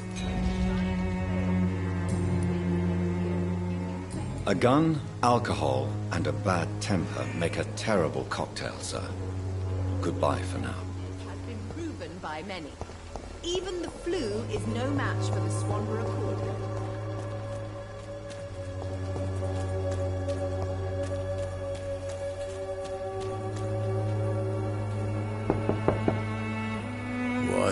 What do you want? Leave me alone. Good evening, sir. I'm Dr. Reed. I'm looking for Nurse Dorothy Crane. There is no Dorothy Crane here. Now goodbye. I'm afraid this medical leaflet says the opposite, sir. Really? Well, I'm afraid I'm going to close this door right now. Go bother someone else, Mr. Doctor. To enter that house, I must discover who this man really is. Maybe I could start. I must insist, sir. Please let me see Nurse Crane. I have no time for you, sir.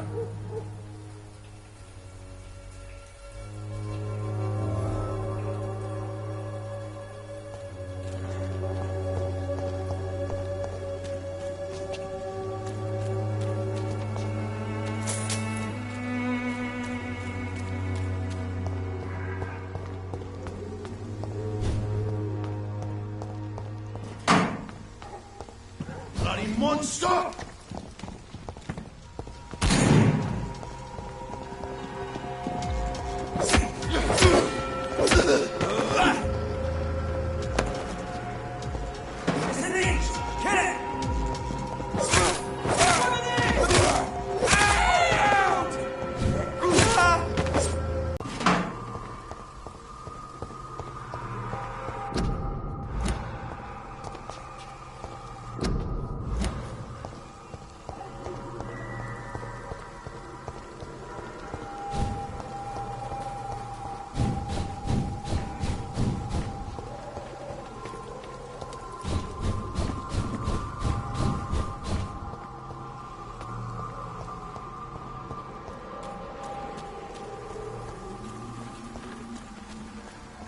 I cannot enter.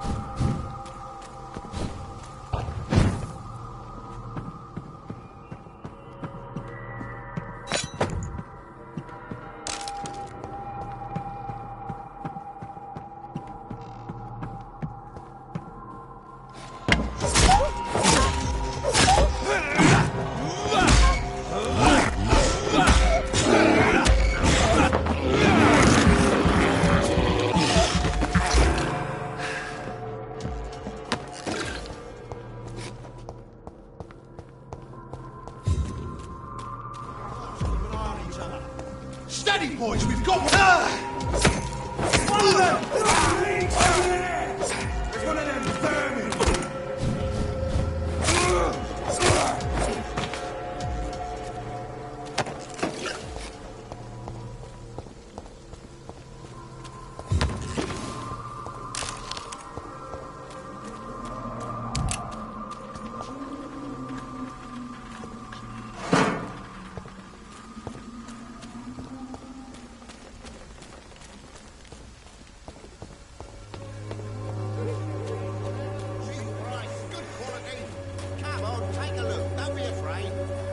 Excuse me, sir.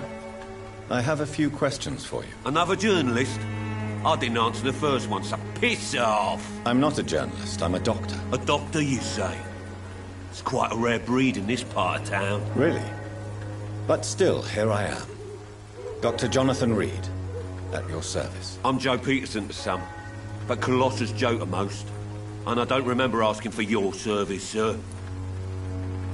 Can I offer you my medical expertise, Mr. Peterson? The name is Colossus Joe. I don't get sick. Have you heard of a nurse named Dorothy Crane? She's a colleague of mine, and is supposed to live around here. Dorothy Crane?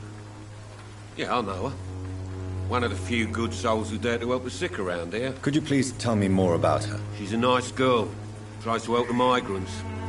I offered to give her a hand, but she said my reputation would attract too much attention. Goodbye, Mr. Peterson.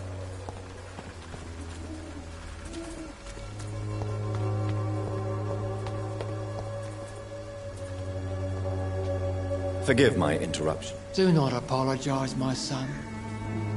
Father Tobias Whitaker is always happy to teach mortals about the incoming Armageddon. I am Dr. Jonathan Reed, and I just have a few questions. A scientist? You are much more lost than I thought, my son. Have you any friends? Any family left in these terrible times? No.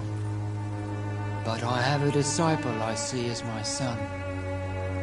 He is so devoted. I sent him to preach the good word in the heart of this corrupted city. Where did you send him? I sent Samuel to the Stonebridge Cemetery, where the pestilence and evil grows night after night. You sent him on some preaching crusade during the epidemic. As a true believer, Samuel will fear no evil while he walks through the valley of the shadow of death.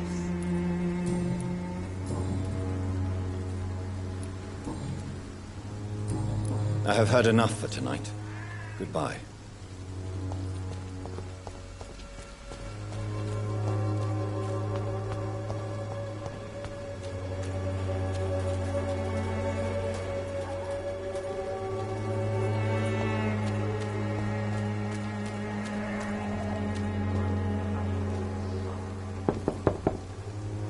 Hello, young man.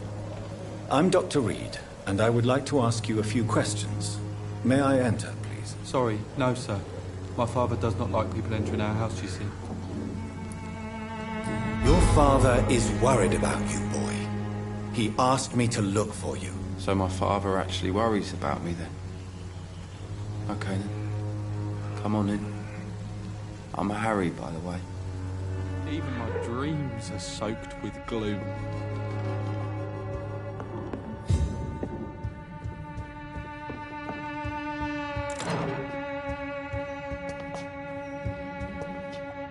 So, may I ask you a few questions? I'm not bothered. What could be worse?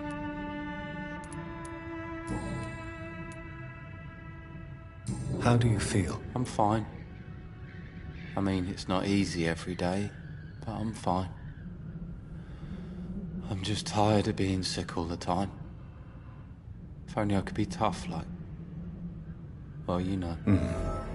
Speaking of which, what can you tell me about your father? My father is an idiot who makes idiot things.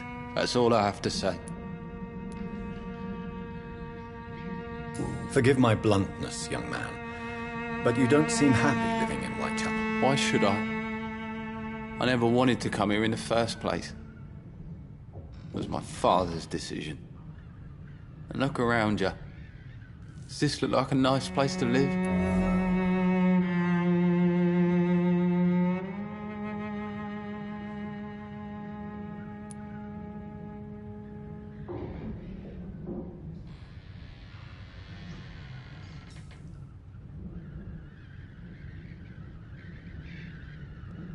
You have a roof over your head, a place to call home. Many people here are not as lucky, you know. That's exactly what my father says. Harry, you should be grateful for what you've got. I wasn't even consulted when we moved here. If life here is so terrible for you, why don't you just leave this place? Have you ever spoken to your father about it? I don't go outside. It terrifies me so. I went outside once without my father noticing and I saw terrible things. Bloody and frightening things. So that's why you stay at home all day? For fear of the epidemic? I'm not afraid of disease or death, Dr. Reed. It's the living I'm afraid of.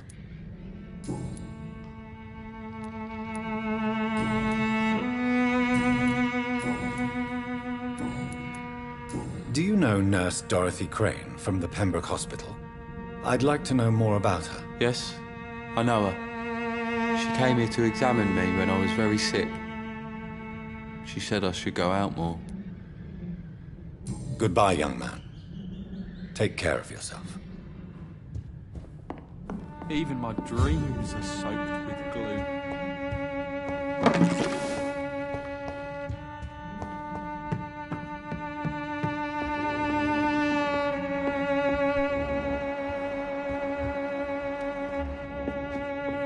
It's locked, all right.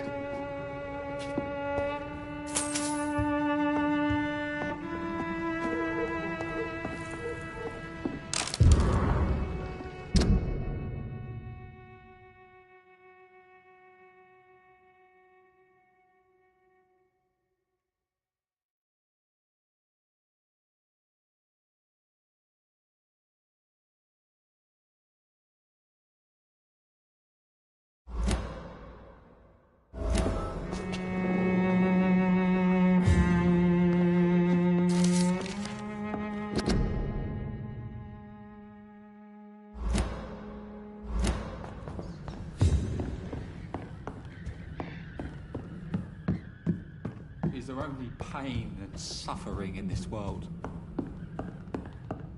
I'll let your guard down, sir. Time to pay, one way or another. You're late. Where's my money? Time to pay, one way or another.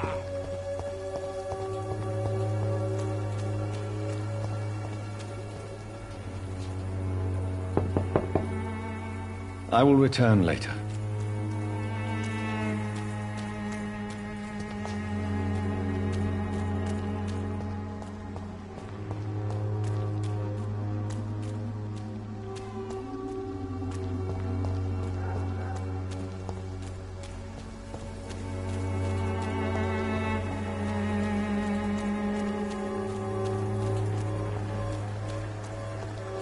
It's locked.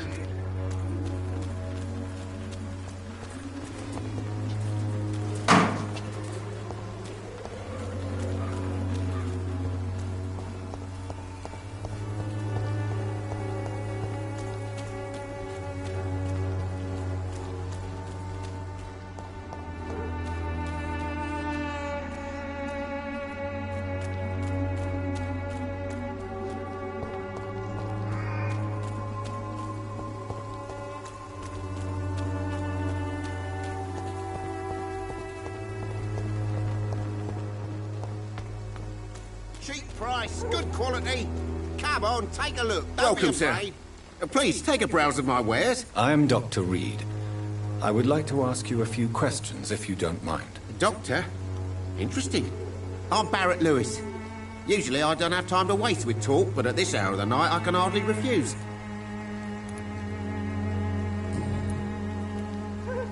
How is business around here? Business? I have no business. Between this racket, theft, and customers getting scared, I'm losing money every day. I see. Sounds like you blame someone in particular for your situation. It's no secret Joe Peterson spends his time harassing merchants. But with me, he's trying to put me out of business once and for all. As a merchant, you see Whitechapel every day. Have you noticed anything out of the ordinary recently? Well, you mean besides the epidemic, the war, and all the usual crap? As long as I can remember, this part of town has been a bottomless pit, and no sign of the bottom yet.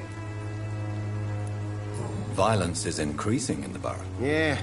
A few nights ago, some blokes jumped me. Came out of one of the condemned workshops. Fever, madness, something like that. Where did this happen? Why did you go there? In the closed workshops nearby. I worked there as an apprentice in better days. Now I only go to find trinkets or tools. Too bad I was mugged, though. There was good money in that little box of loot I lost. Have you been hurt? No, but that's only because I ran like hell. Those men were raving lunatics, I tell you. Not even able to speak anymore, just screaming.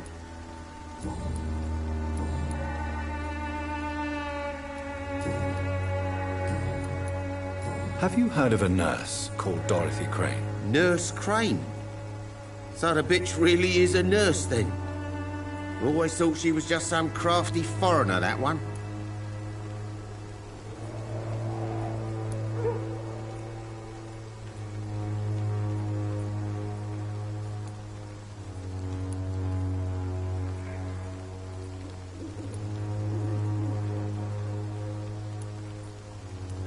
Yes, she's a nurse, and quite a good one. What did she do to gain such notoriety? Dorothy Crane ain't even a real name. Something like Dorothea Craniu. Something like that. Came to England fleeing the war, I was told. That doesn't explain why she irritates you so much. Your precious Nurse Crane gives away medical supplies and prescriptions for free. I offered to sell it for a fair cut, but no. Miss Crane wanted to play the quiet saint.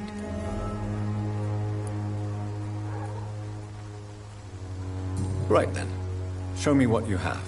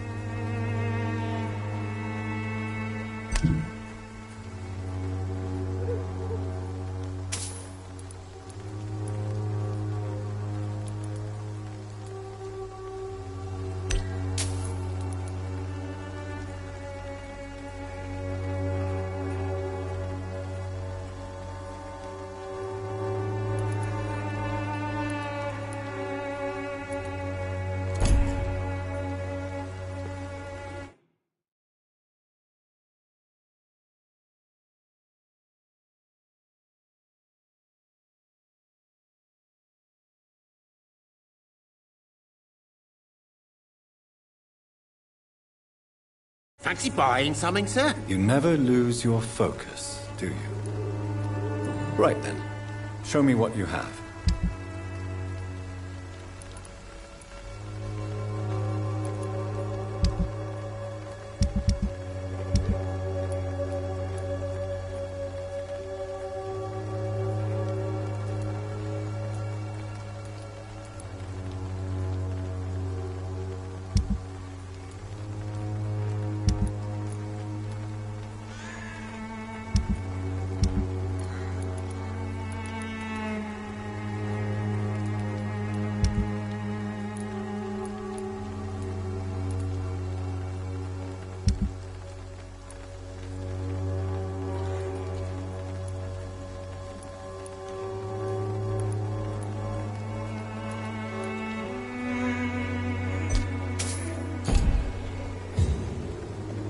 Fancy buying something, sir? You never lose your focus, do you?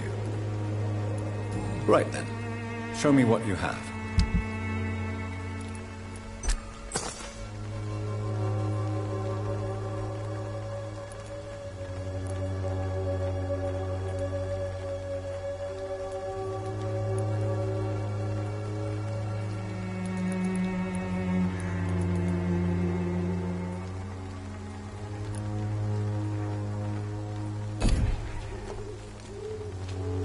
I know it's hard to believe, but this district has always been wretched. You again? I'll let you go. What do you want this time?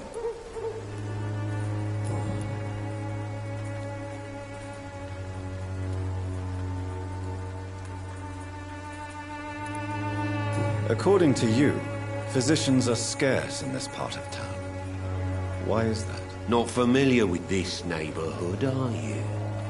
I guess your fancy colleagues are too afraid of being stabbed in the back. This part of town does have quite a reputation. Would you say it's justified? Totally. Look at me, for instance. I always look my opponent in the eye before knocking him out.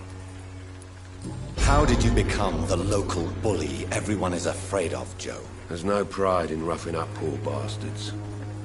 But this is the only job I've found. And it pays well, too. A job? So you're racketeering for someone else? I got enlisted by the Wet Boot Boys, a gang from the docks. I'm their muscle for their dirty work.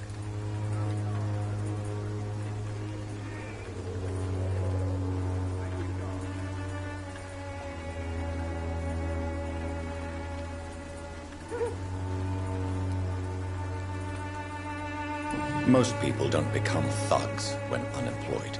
This is a choice you made. I don't care what you think, sir.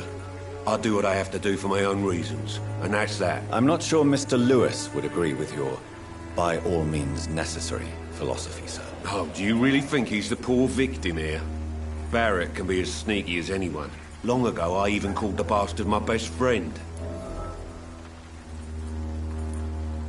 May I ask what you do around here? I do whatever I want, and sometimes even more. Now sod off.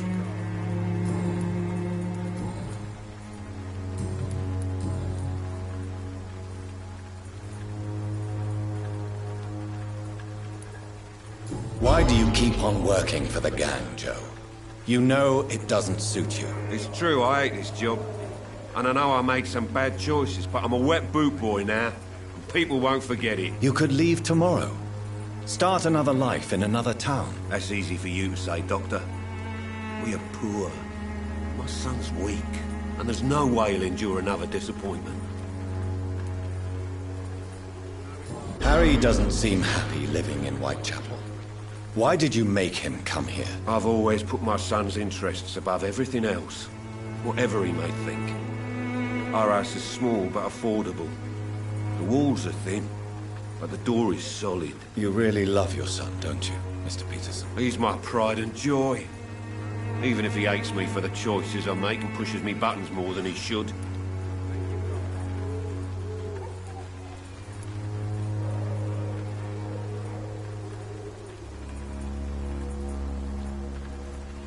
Since the criminal nature of your job means you could be arrested, are you not afraid of what would happen to your boy if you were? No one will ever take my son away from me. If that ever occurred, I'd hunt the bastard down and rip off his head with my bare hands.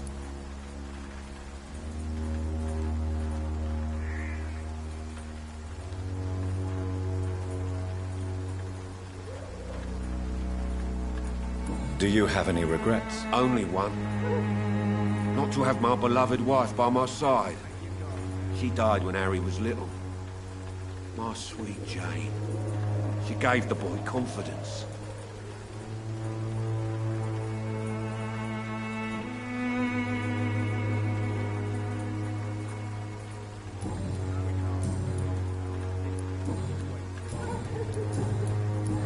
Goodbye, Mr. Peterson.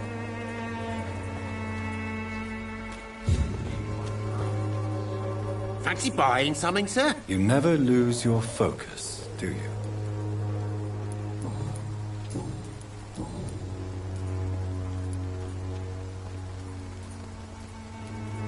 Joe Peterson, He's the villain here, isn't he?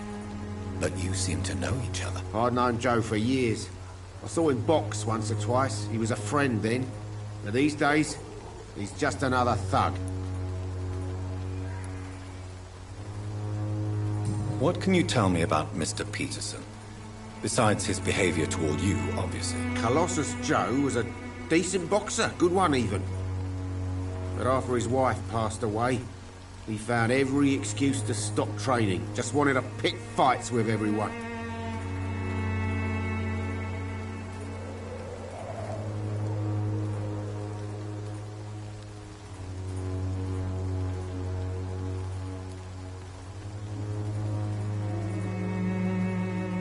It's never easy to find a new path in life, especially after the loss of a loved one. But crime is certainly not the best option. We've all had some rough times, ain't we? But most of us don't use our fists to see us through. And no one has ever stood up to this thug. Nobody would be fool enough to stand against a wet boot boy.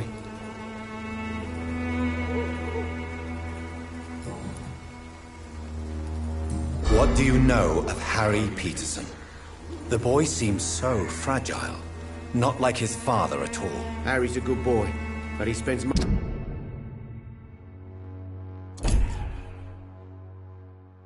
most of his time complaining.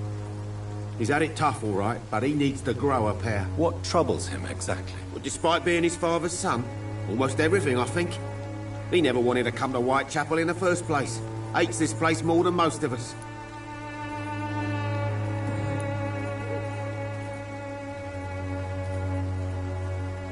Goodbye for now, Mr. Lewis.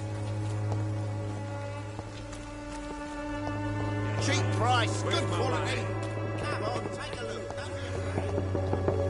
Time to pay, one way or another. You again? What do you want this time?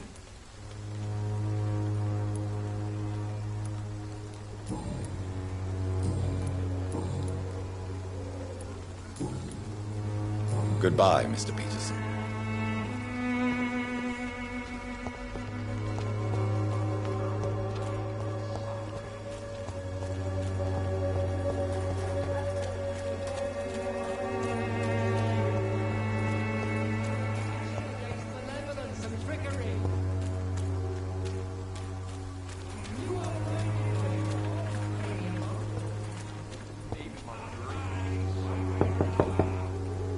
Good evening, Harry.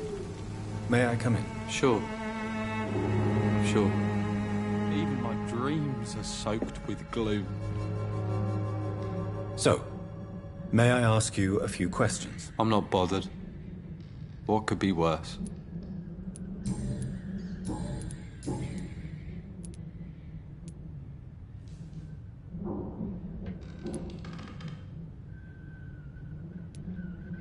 Would it ease tensions with your father if he got an honest job? Because he tried, you know. I can't say. I'd be glad if he dropped his thuggish activities, but I'm not sure it would be enough. Why is that? Sometimes I suspect it's me, Dr. Reed. Or it's this life. It's like I can't find my place.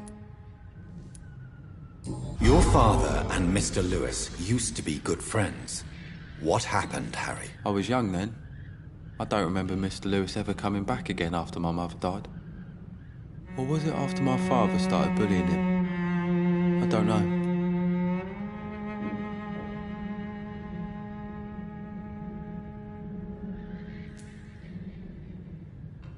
Have you tried speaking to Mr. Lewis about it? I don't go out often, but yes.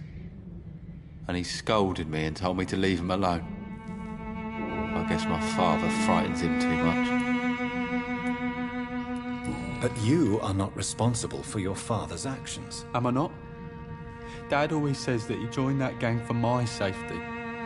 So if I wasn't born, people wouldn't be worrying about Colossus Joe.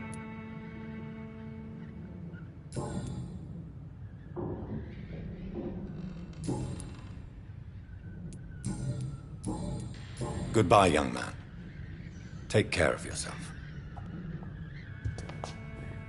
Even my dreams are soaked with gloom.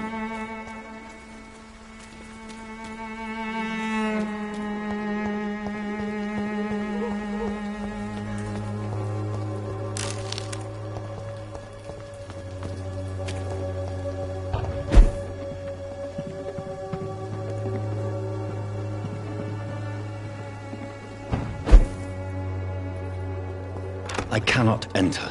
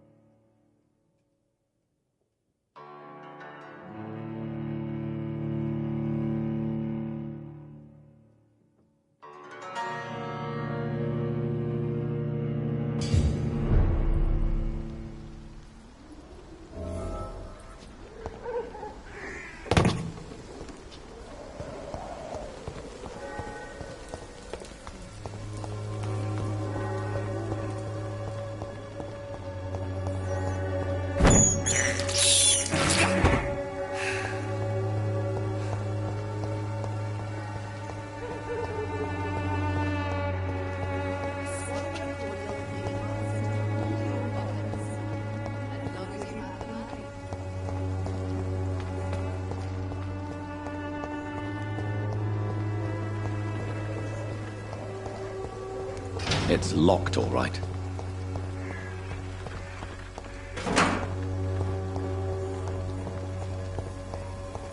Me, I'll not die in some piss-stinking alley reeking worse than a week-old lappy.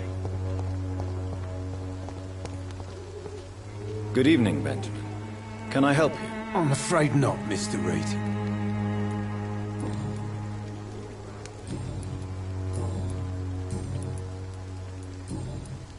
Whatever the boy did, I'm sure he didn't deserve a public execution. I swear I didn't want to hit him. It's just that I'm sick in the head, you see, and the boy just failed me last nerve.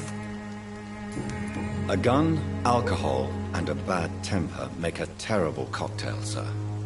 Goodbye for now.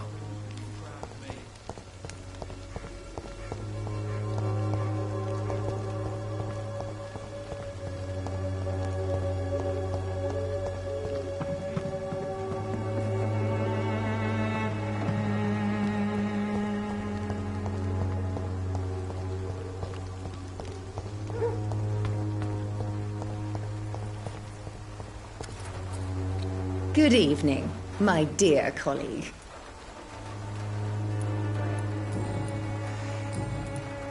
Do you know Nurse Dorothy Crane from the Pembroke Hospital?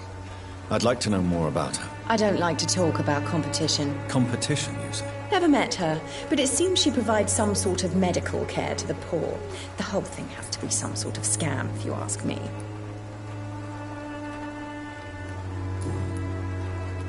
Tell me, who intrigues you most in Whitechapel? The region itself is something to see, but I would say Camellia the mute florist who gives away her flowers.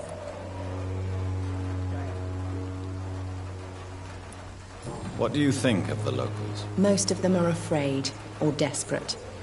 They all come to me eventually for my remedy. Is there anyone I should avoid? Cadogan Bates, without a doubt. The bloody bastard remorselessly exploits poor migrants as soon as they get here.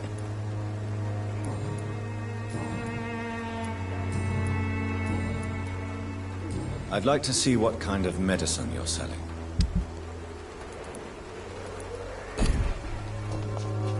Its effectiveness has been proven by many.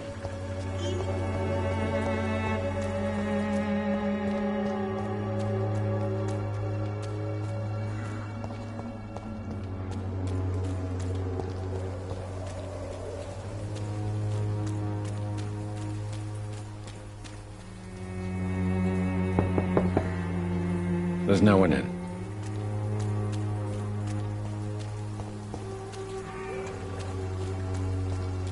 I cannot enter.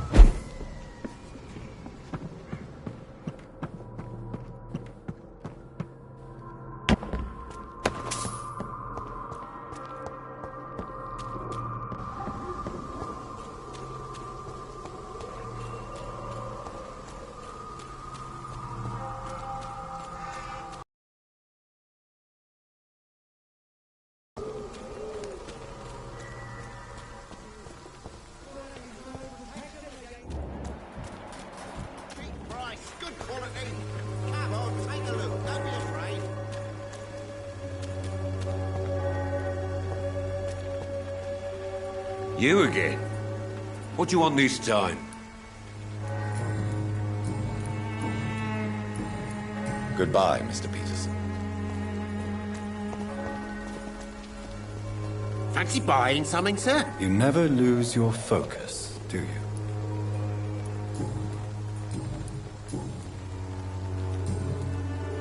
Goodbye for now, Mr. Lewis.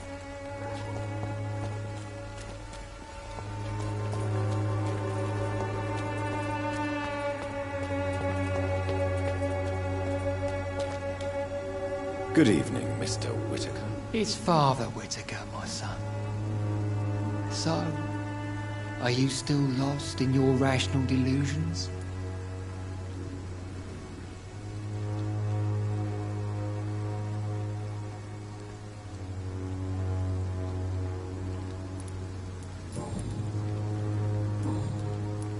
Do you know Nurse Dorothy Crane from the Pembroke Hospital?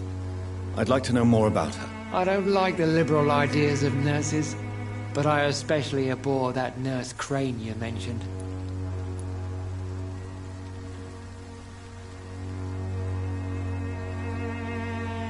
Why do you hate Nurse Crane more than other nurses? Before coming to London, she was a member of the communist resistance in her country. That's what happens when you let a woman get involved in politics.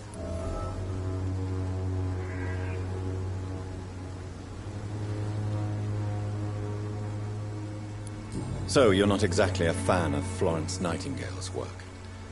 But nurses are essential for modern healthcare. Nuns should be the only women allowed to take care of male patients. It's obvious only they have the necessary moral fiber. I have heard enough for tonight. Goodbye.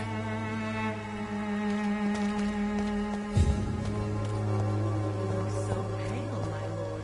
Would you like me to revive you?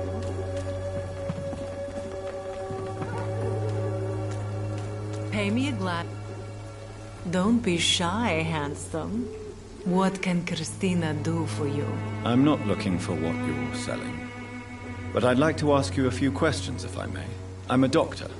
Dr. Reed. All right then, but be quick. Though I usually get paid when I open my mouth.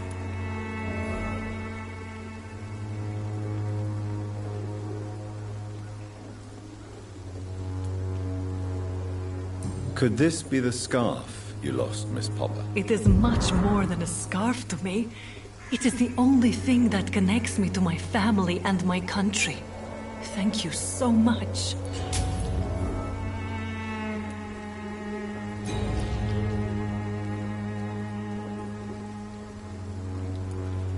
Christina, have you been examined? The epidemic is spreading fast in London, and you could be exposed, or expose others. I don't like doctors or hospitals, but I don't like you asking questions. Considering your line of work, I assure you it is only a matter of time before you have health issues. If it is going to happen, it will happen. Right now, I need money. That's what's important.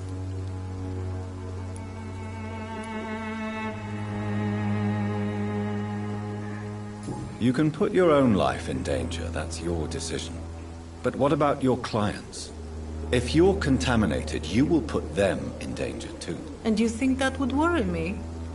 If you knew the men I deal with, their health would not be what you'd worry about.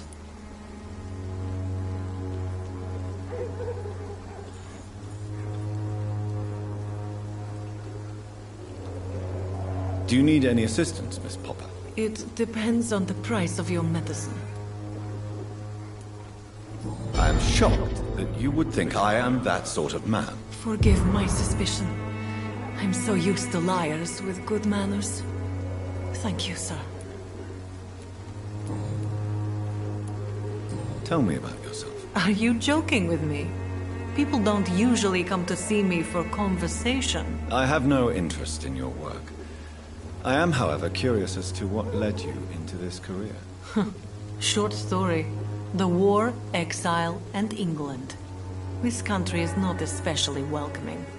I've been refused many jobs because of where I am from. I had few options left.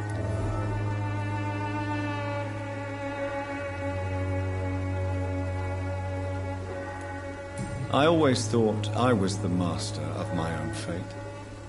But now I know we don't always have control over our lives.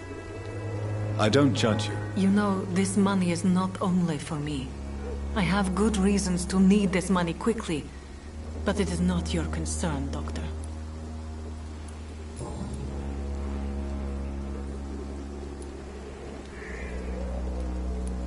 Do you know Nurse Dorothy Crane from the Pembroke Hospital. Anything you can tell me about her would be helpful. I don't know her, but I know her name is Dorothea Crasionescu. She came from Romania like me and many others. You seem to respect her. Dorothea helps the sick people of Whitechapel. Everyone should respect that. Goodbye, miss. Take care of yourself as best you can. Excuse me, sir. Are you familiar with this part of town? Name's Clayton Darby, reporter. Sorry, I'm new to Whitechapel. But perhaps you could help me, since you're a journalist. My name is Jonathan Reed. Dr. Reed, the famous surgeon. I'll gladly help if I'm able, sir.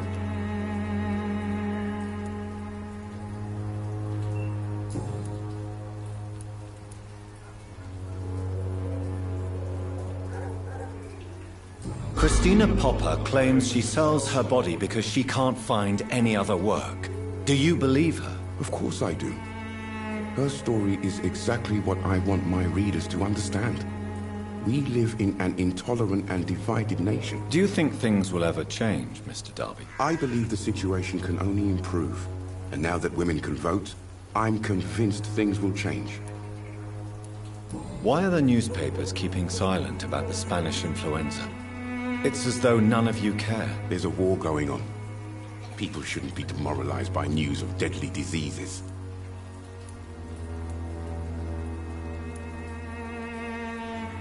I served in France. Our top priority must be to put an end to this butchery. This war must stop now. Sir, streets are a battlefield too. An invisible and untold war is going on, and it must be stopped.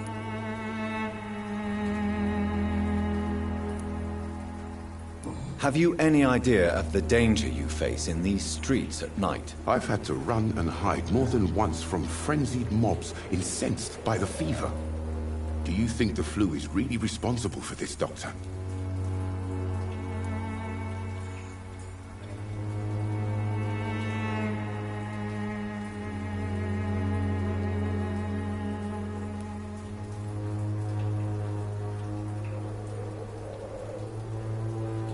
I'm convinced there is more at work here than a simple epidemic. Really?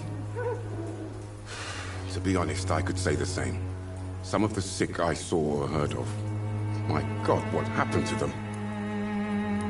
What is a journalist doing in this borough after sunset? He goes where none of his colleagues would dare to go, to inform the country. So you risk your life to reveal the truth. I saw many reporters do the same during the war. Whitechapel is the crucible of so many untold stories and tragedies. I want people to know them. That's quite honorable of you. But is the public interested? Not at all, sir. And that's why I'm an independent journalist, hoping to sell some stories. Do you need assistance? That would be nice of you, Doctor. Who knows what I may have caught during my investigation. If you persist in investigating the most pox-ridden boroughs of London, you must accept the risks. Thank you, sir.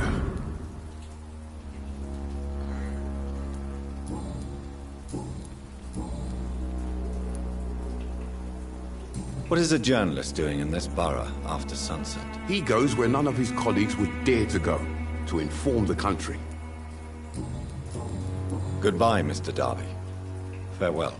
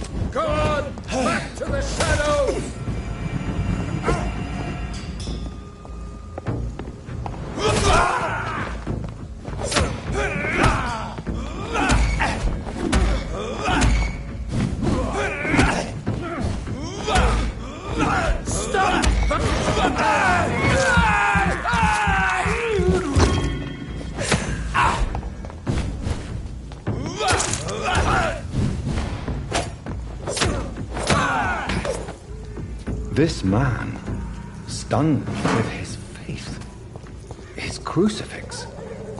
This is not good news.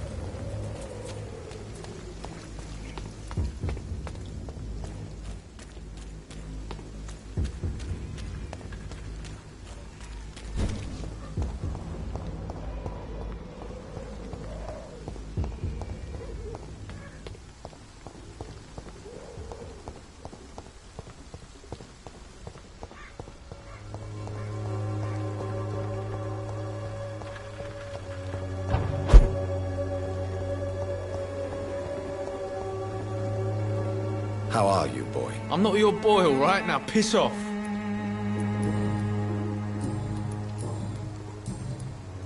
Goodbye, young man. I won't end up another drunk arsehole littering the streets. Not me. Bloody hell, boy.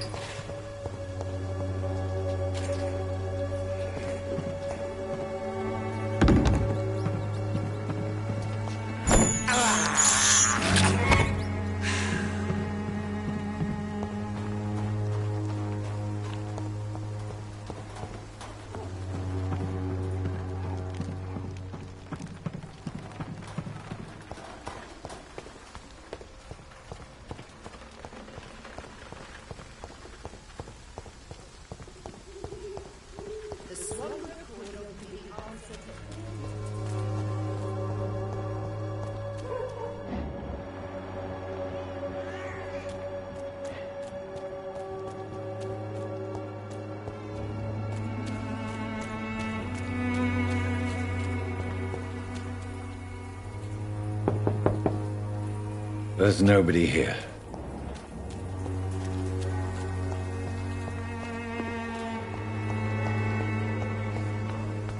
Can't you just look the other way this week, Joe? Come on, we can sort it out, right? Fancy buying something, sir? You never lose your focus, do you?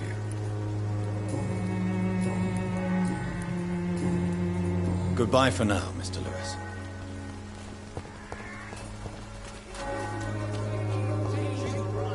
Unable to see the true... Good evening, Mr. Whitaker. It's Father Whitaker, my son. So, are you still lost in your rational delusions?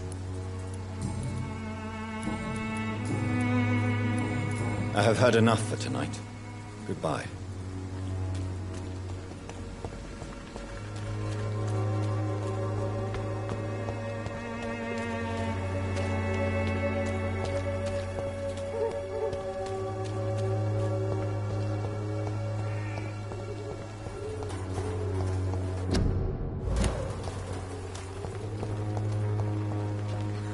Good evening, miss. I'm Dr. Reed. I'd like to ask you a few questions. I know what you're thinking. A tall stranger who meets a girl in the street at night. It reeks of the penny dreadfuls. But I mean you no harm, truly.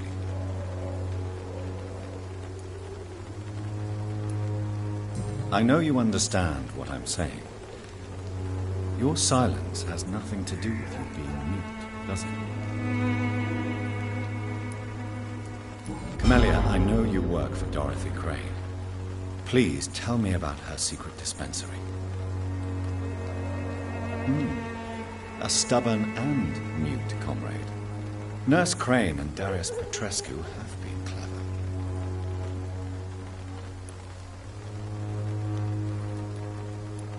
Very well. Goodbye then.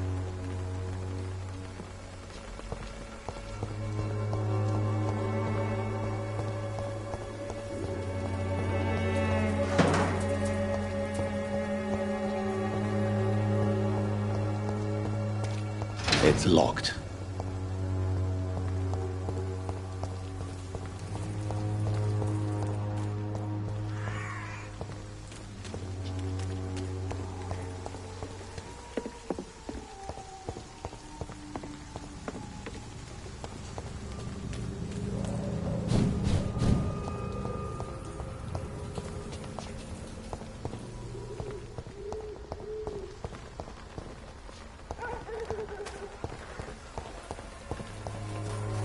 Hello again, miss. You don't seem to need my medical attention for now.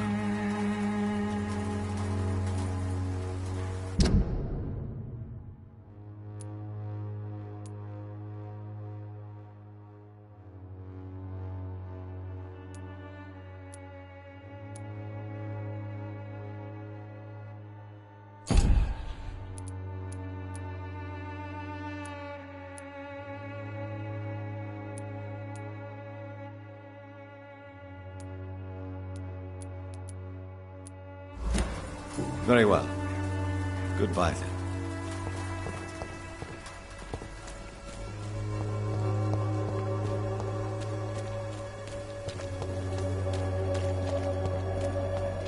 Would you like me to remind you?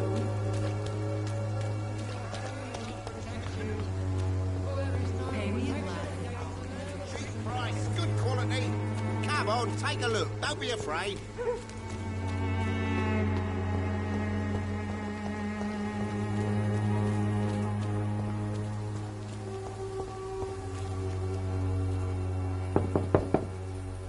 Nobody at home.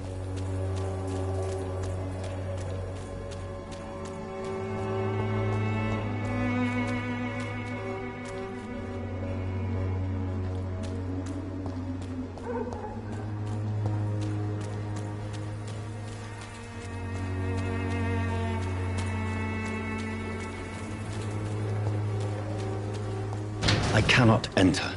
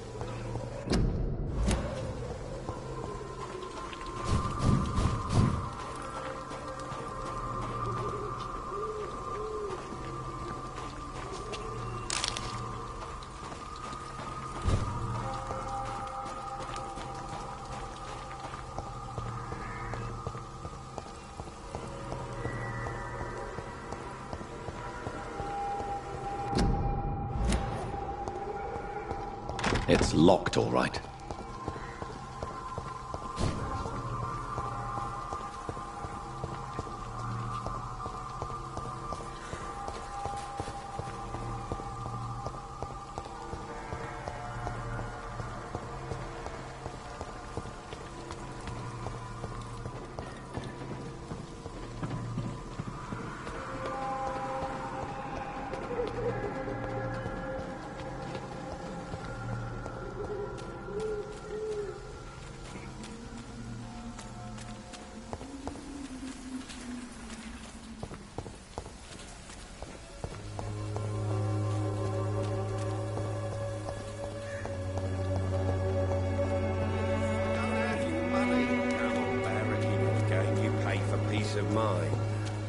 us look the other way this week, Joe?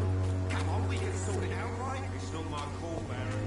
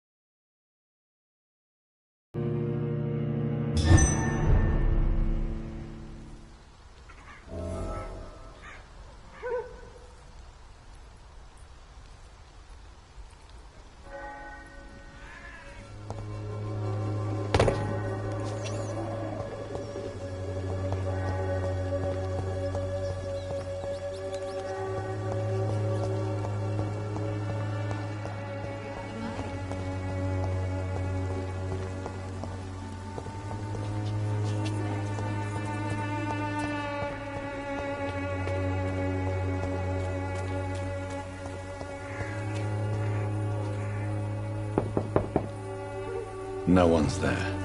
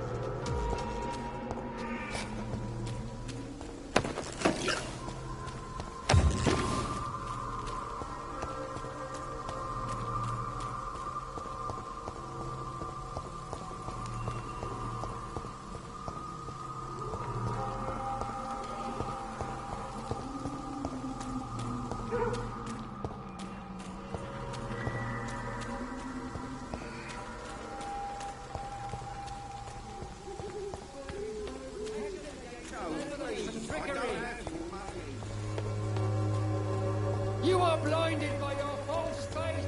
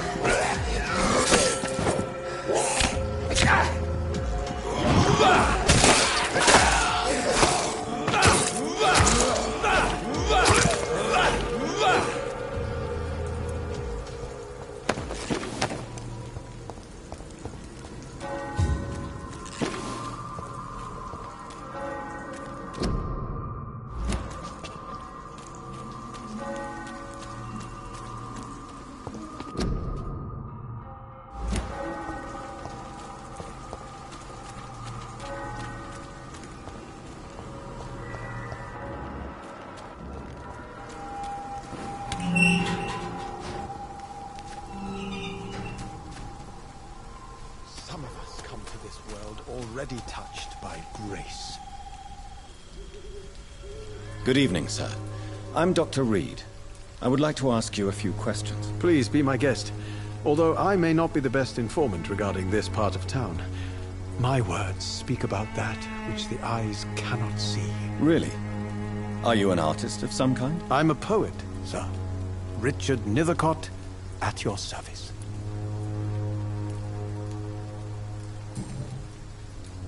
May I ask what you're doing at this hour of night, sir? Do you live here? Not at all. I'm just enjoying the pleasure of a quiet walk. Though night talks are always preferable, if you ask me. Especially with strangers. But are you not afraid of the epidemic? Oh, why should I? I see some equity in the Spanish flu. No flesh should be saved, say the scriptures. Good or evil, rich or poor, all are equal in the eyes of the flu. If you say so. But as a physician in a time of epidemic, I must caution you to avoid unnecessary exposure, sir. Thank you, Doctor. But we both know the seeker of truth has to go boldly where the weak dare not.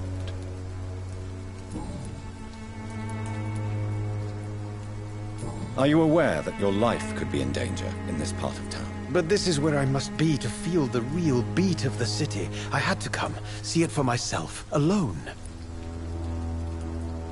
I understand your need for solitude, but it's not safe around here.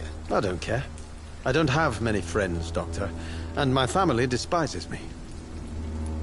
If some misfortune came upon you, who would be here to help you? Well, you, for a start, my dear Doctor. What are your thoughts on the terrible situation in this city? Terrible, you say? No. Of course, the death of so many innocents is a tragedy. But the scourge has not been all bad for the city. Oh, no, sir. What are you talking about? Do you remember London before the flu? Noisy, cacophonic, quiet nowhere to be found. And now, listen to this oddly peaceful silence.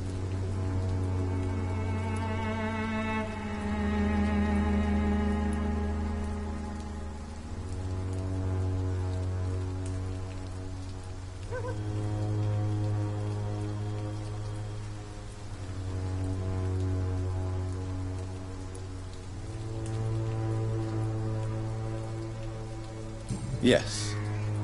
The enjoyable silence of the grave. You have a unique perspective on the situation, I must admit. Most people fail to understand my perspective. I don't blame them. But how could I call myself a poet if I veiled my feelings? I'll leave you alone, sir.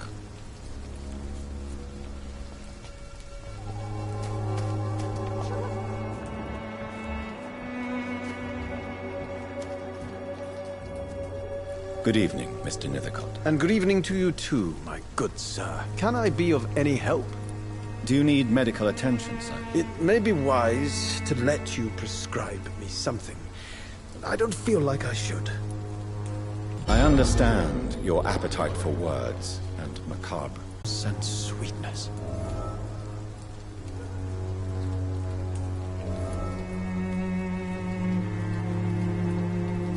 Perhaps you're just afraid to find out the truth about your muse. One day, perhaps, I'll ask her to come with me. But will she still be my wild flower of Whitechapel if she moves uptown?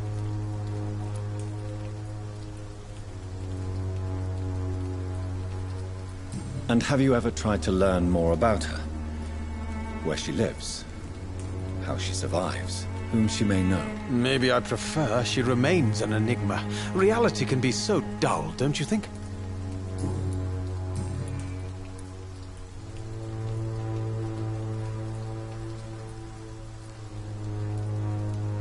Did you know the Mute Florist is a member of a secret society? No, I didn't.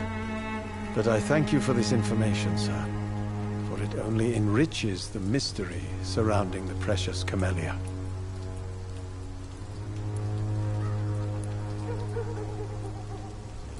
I fear you are a hopeless romantic, Mr. Nethercott. Guilty as charged, Dr. Reed. Are you not curious?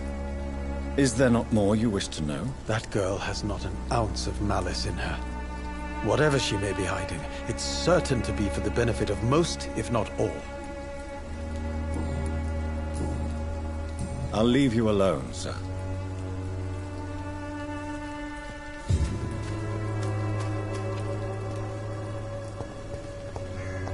Morbidity can breathe its own beauty and grace. Whitechapel is not just deception and despair.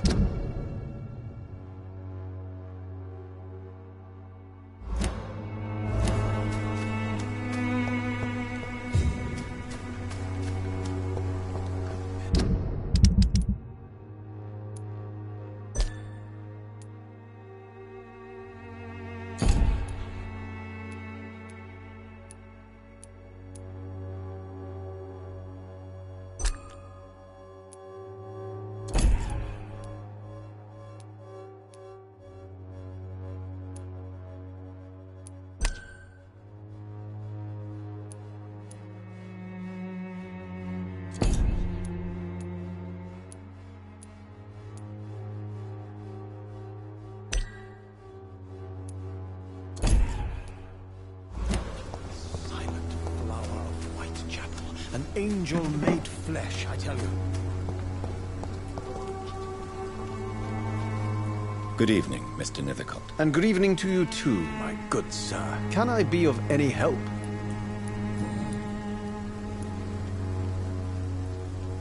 You don't really make a living from your scribblings, do you, Richard? No, sir, I don't. I work so hard. I put all my time, my energy, my devotion into the precise carving of words.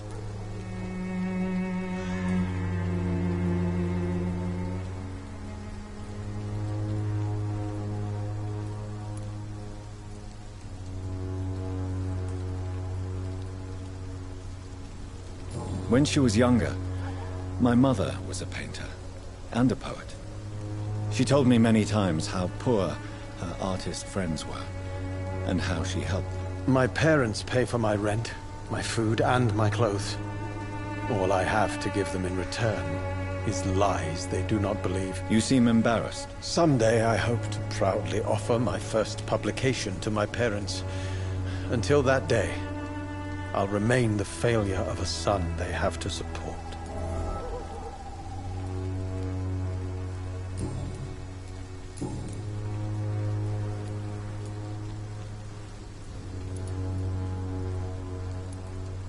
May I ask what you're doing at this hour of night, sir?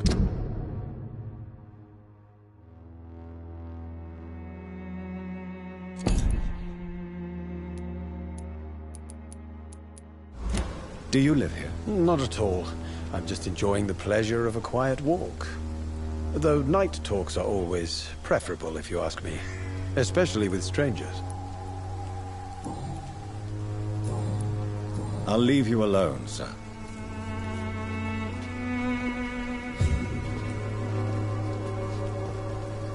Good evening, Mr. Nethercott. And good evening to you too, my good sir. Can I be of any help?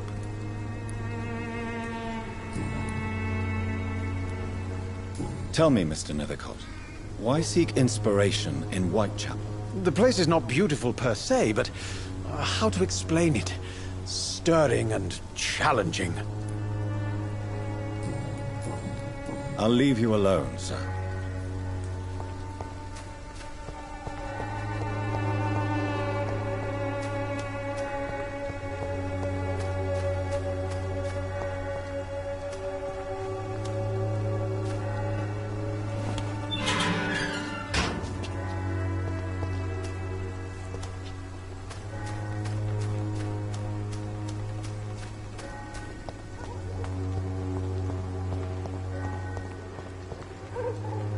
Hello again, miss.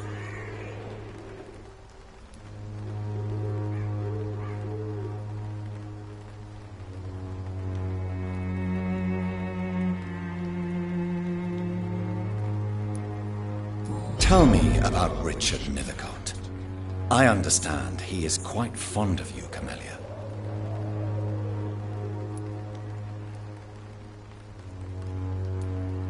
I know you understand what I'm saying. Your silence has nothing to do with you being mute, does it?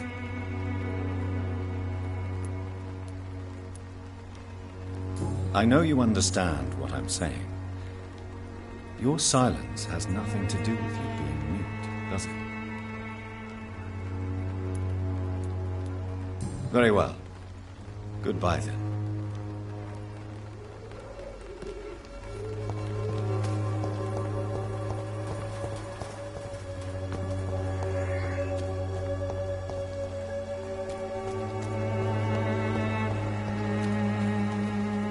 Good evening, Doctor. Can I help you? Goodbye, Mr. Darby. Farewell.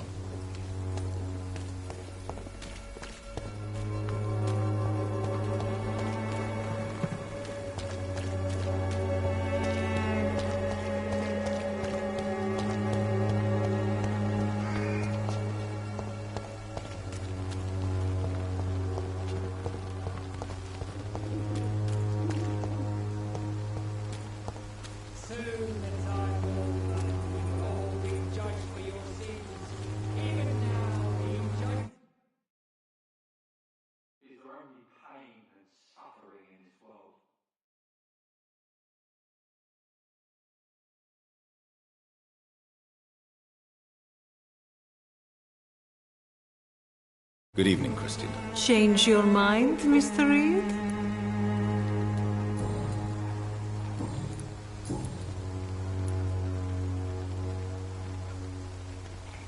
Clayton Darby claims he will expose the crisis in Whitechapel to all of London.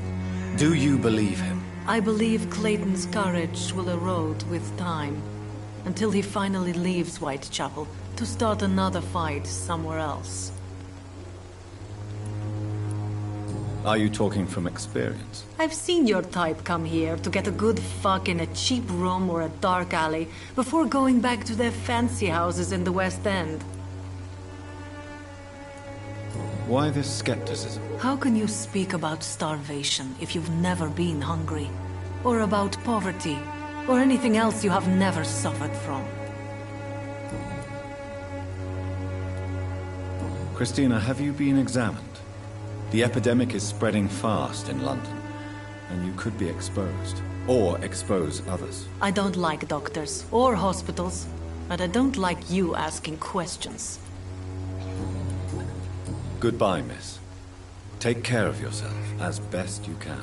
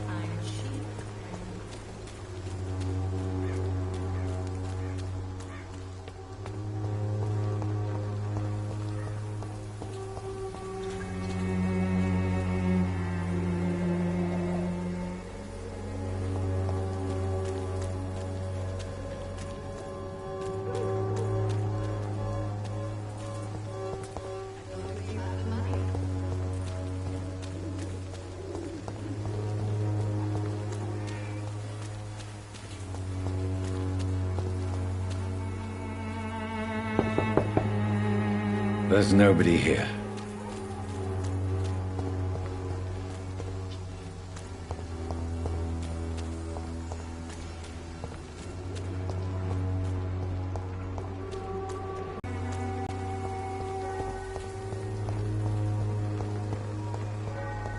Please, I don't have your money. Come on, Barrett, you know the game. You pay for peace of mind. Can't just look the other way this week, Joe. Come on, we can sort it out.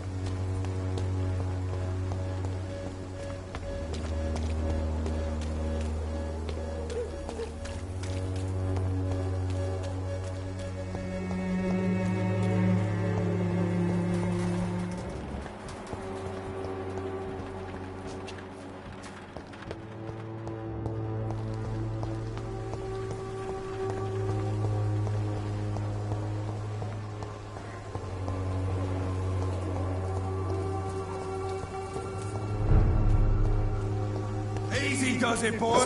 Quiet, Vermin!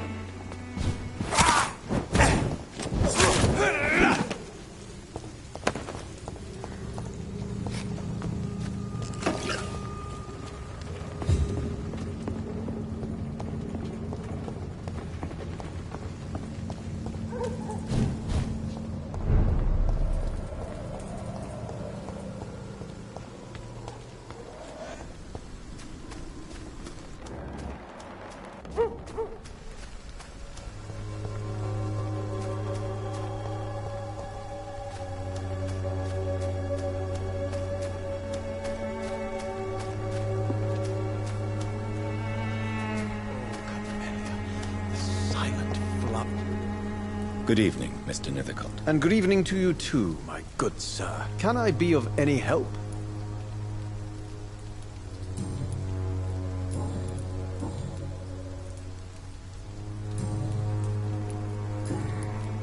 Tell me, Mr. Nethercott, why seek inspiration in Whitechapel?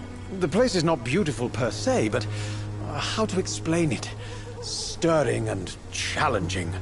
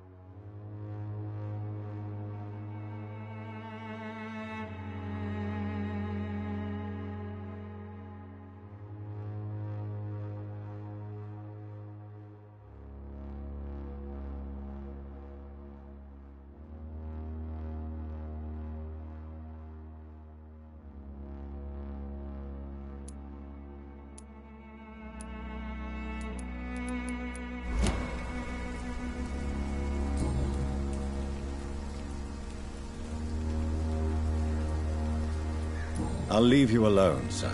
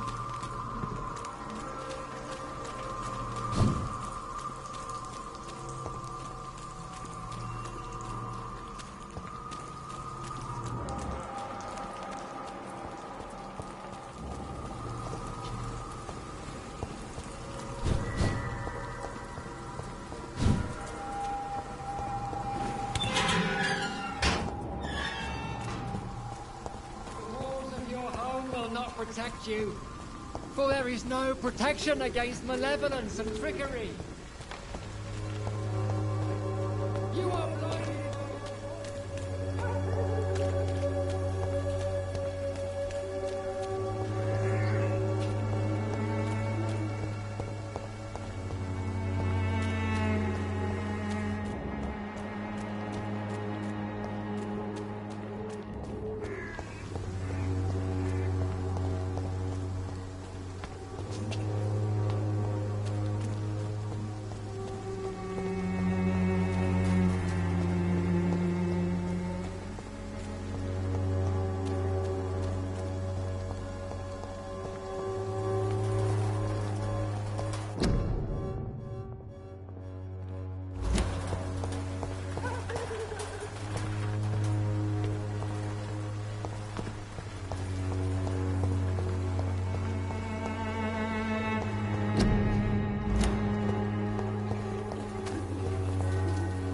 Hello again, miss.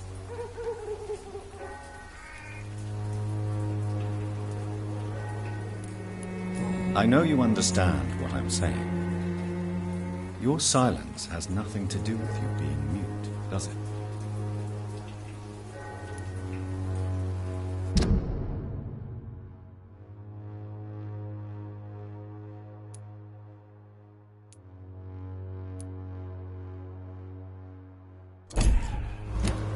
Very well. Goodbye, then.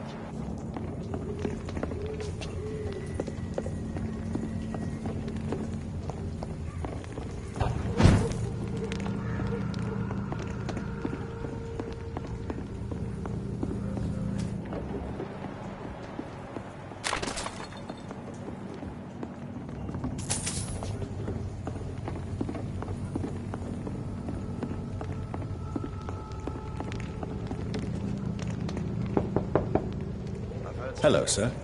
Sorry to disturb you at this hour. I'm a doctor inquiring about the epidemic.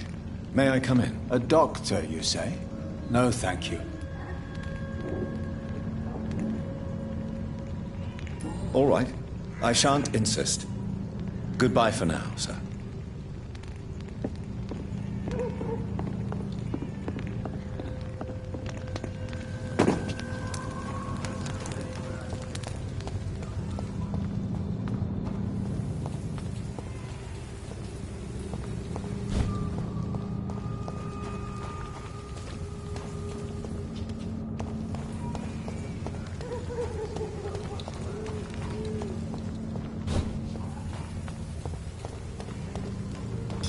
Crush the leech bomb!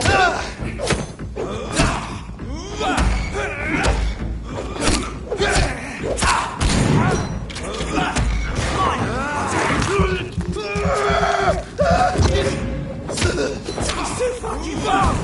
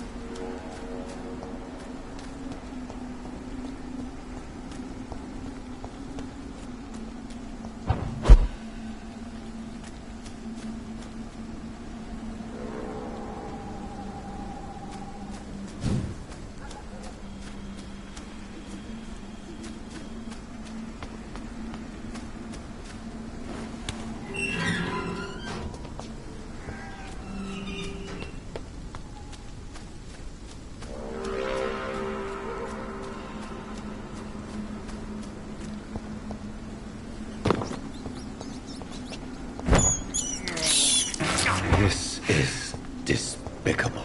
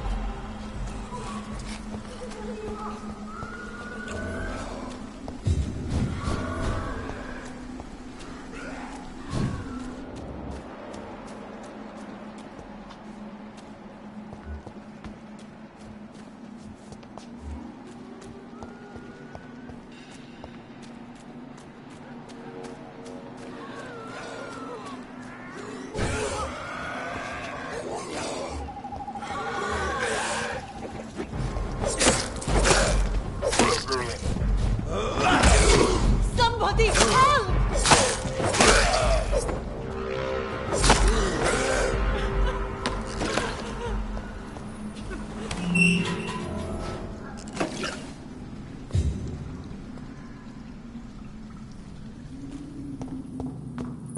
Carnage.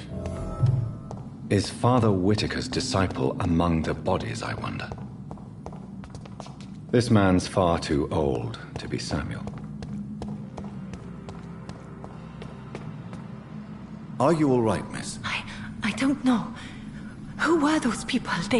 They wanted to kill me. Why? They've lost their minds in the epidemic. They won't come back for now. You seem to know a lot about them, sir. I'm Dr. Jonathan Reed. I'm investigating this disease. I am Xiaoxun. Thank you so much for helping me, Mr. Reed. I must go to the cemetery now. Goodbye.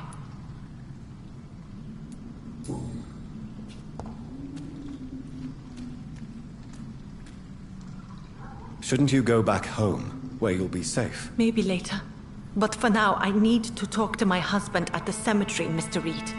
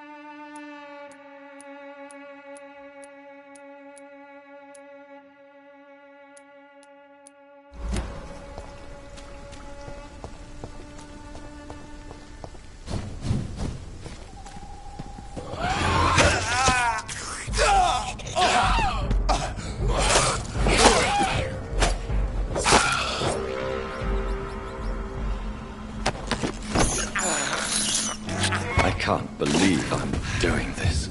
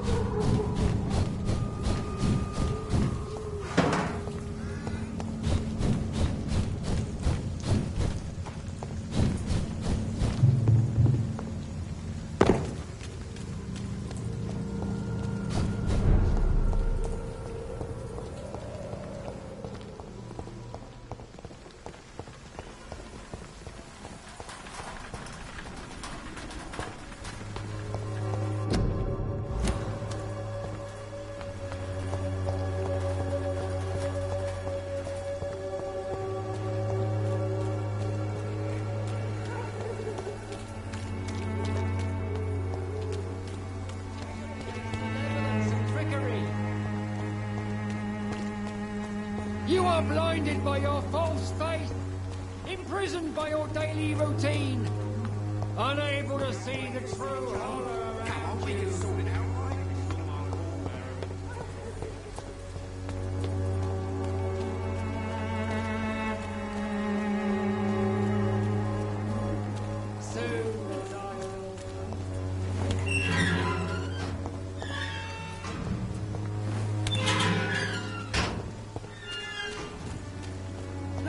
Of men should not be your main concern. The disease upon us is not an accident.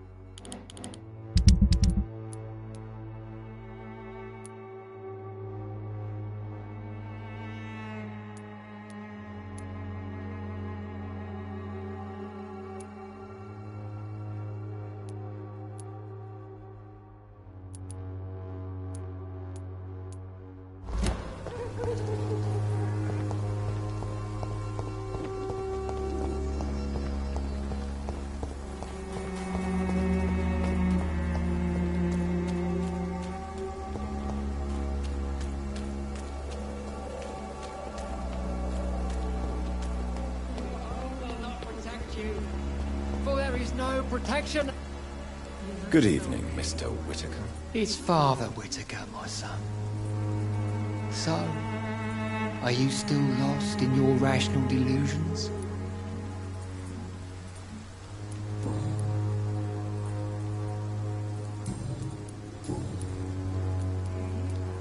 What do you mean when you say that I am more lost than you thought? All scientists are entangled in a world of causes and consequences, and most of them can't see the plain truth. Quite a judgmental opinion, if you ask me. But what do I know? Blinded by science as I am. But you are seeking answers, aren't you? Answers about the Armageddon about to strike the city. Answers about the hidden truth. Well, I suppose I can spare a few minutes listening to your so-called truth. As a doctor, you must be aware of the decimating epidemic. But let me tell you that this so-called Spanish flu is just the beginning of the end. What do you mean? The beast is finally revealing itself, corrupting the flesh and the heart of men. With my own eyes I have seen them, those minions from the abyss.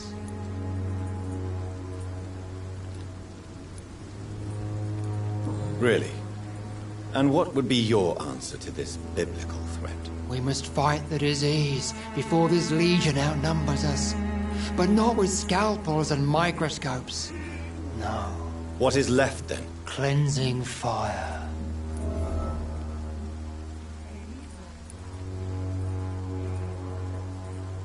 Tell me, Tobias, what exactly is your plan concerning the cleansing of this city? God will recognize his own. More than once this city has risen from the ashes, hardened and purified by the flames.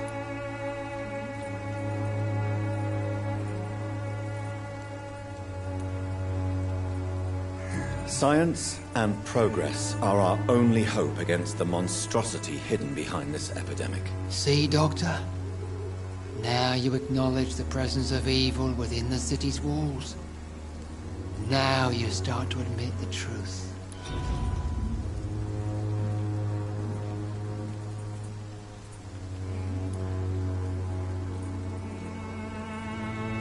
What do you mean when you say that I am more lost than you thought? All sides. And most of them can't see the plain truth. Quite a judgmental opinion, if you ask me. But what do I know? Blinded by science as I am. But you are seeking answers, aren't you? Answers about the Armageddon about to strike the city. Answers about the hidden truth. I am. But the answers I seek are based on facts, not superstition. What do you mean when you say that I am more lost than you thought? All scientists are entangled in a world of causes and consequences. And most of them can't see the plain truth. Quite a judgmental opinion, if you ask me. But what do I know? Blinded by science as I am. But you are seeking answers, aren't you? Answers about the Armageddon about to strike the city. Answers about the hidden truth. Well, I suppose I can spare a few minutes. What do you mean? The beast. I have heard enough. Goodbye.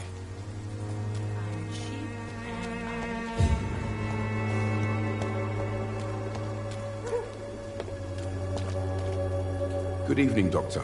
Can I help you?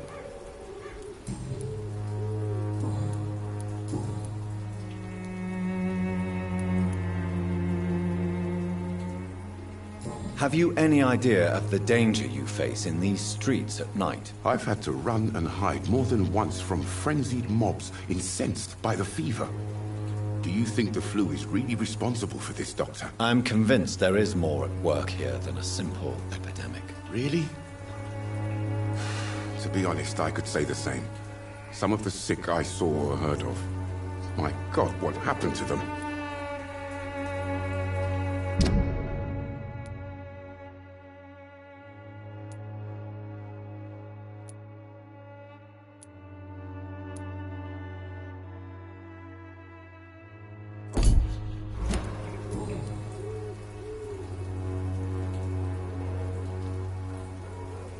Goodbye, Mr. Darby. Farewell.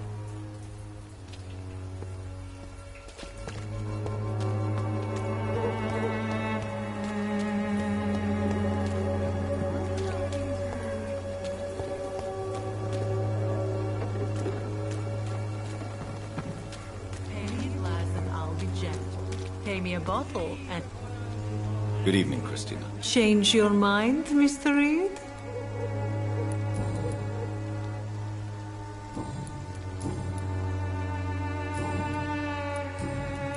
Tell me about yourself. Are you joking with me? People don't usually come to see me for conversation. I have no interest in your work. I am, however, curious as to what led you into this career. Short story. The war, exile, and England. This country is not especially welcoming.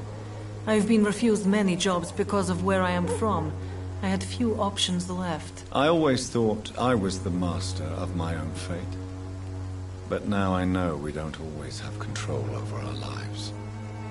I don't judge you. You know, this money is not only for me. I have good reasons to need this money quickly. But it is not your concern, Doctor.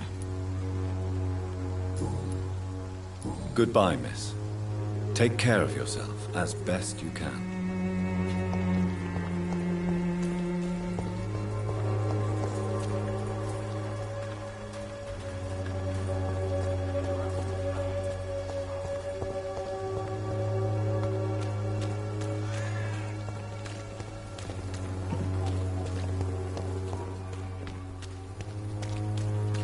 There is something going on in this district. I don't know what.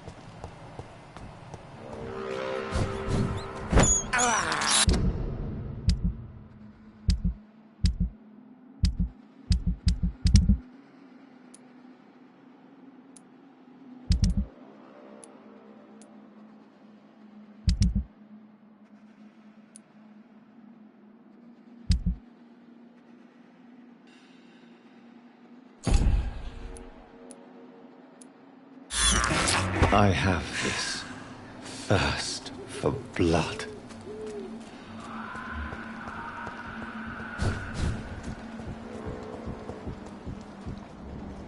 Shouldn't you go back home, where you'll be safe? Maybe later. But for now, I need to talk to my husband at the cemetery, Mr. Reed.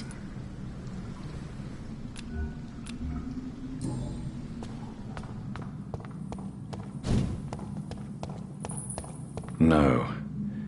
By the look of his clothes, this man's a docker.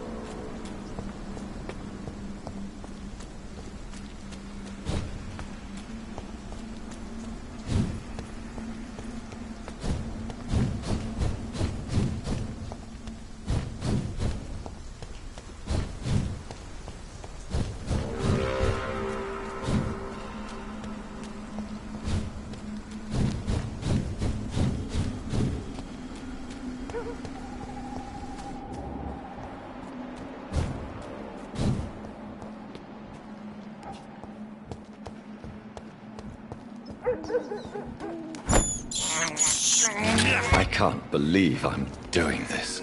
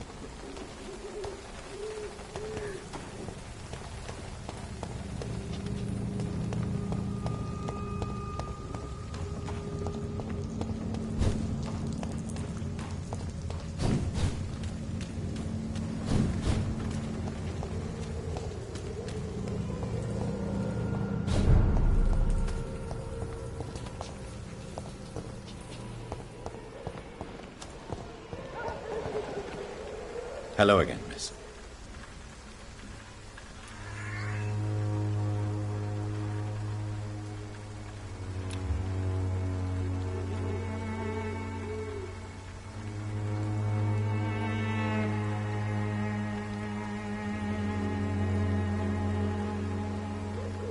Very well. Goodbye, then.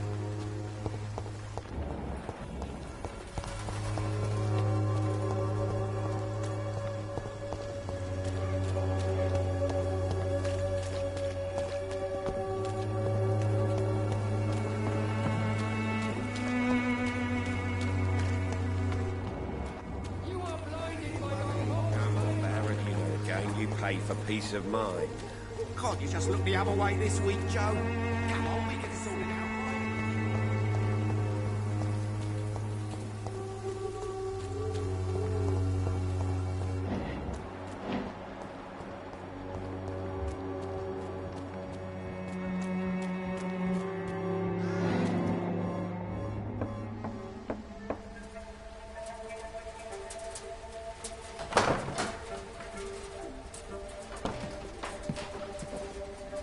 A strange man was at the door with a pass for our medical facility. I refused him entry. Darius, how could you know he didn't need our help? His clothes were too finely tailored to be from Whitechapel. Perhaps just a friend of that stray poet who is always about. Richard Nethercott? No, not of the same cloth, this man. I suspect some machination from that journalist. Clayton Darby. Is he still asking questions? Yes. I saw him around St. Mary's Church. I swear he is tracking me, just... Sir. Good evening, Mr. Nethercott. And good evening to you too, my good sir. Can I be of any help? May I ask you a few questions about the district? Extraordinary part of town, is it not? I'll be glad to help you, if I can. What can you tell me about an old man called Darius? Darius Petrescu? Yes, I know him. At first, I thought he was only a small publisher. I invited him to publish my work, but his reaction was pretty clear. Not interested in your talent? Darius is an old political activist who takes delight in printing tracts and lampoons. Those communist activities only require mediocre writing skills.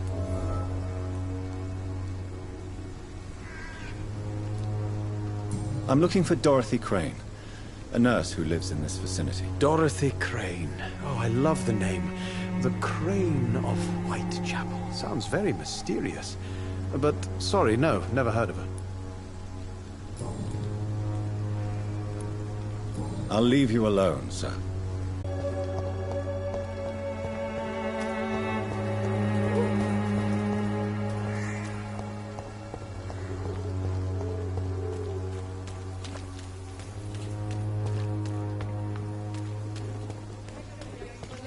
Some trickery. You are blinded by your false faith.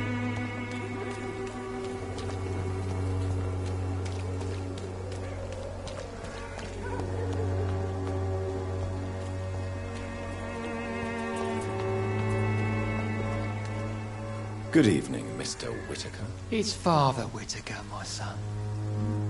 So, are you still lost in your rational delusions? I have heard enough for tonight. Goodbye.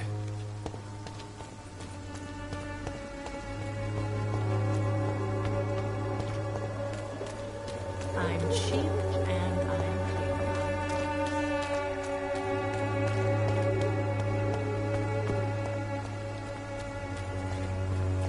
Take a look. Don't be afraid.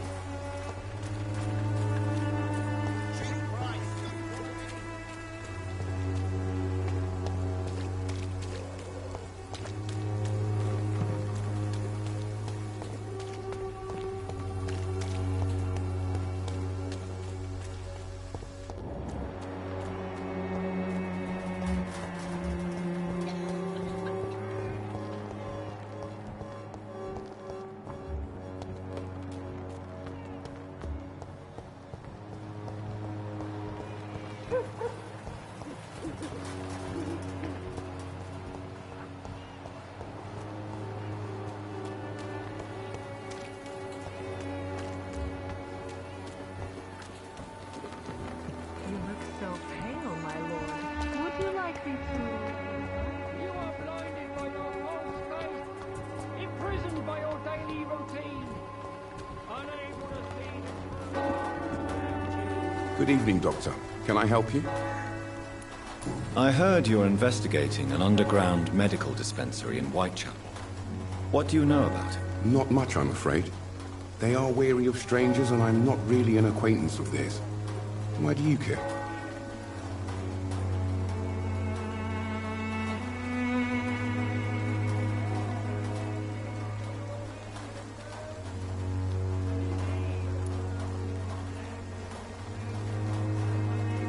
I'm afraid one of the nurses from the Pembroke Hospital may be involved with unsavory activities. Ah, could it be Dorothy Crane? Without a doubt, you are a damn fine journalist, Mr. Darby. What do you know of her accomplice, a man named Darius? I don't know much about the man. He's very cautious. Never goes out. Doesn't seem to have any friends or family.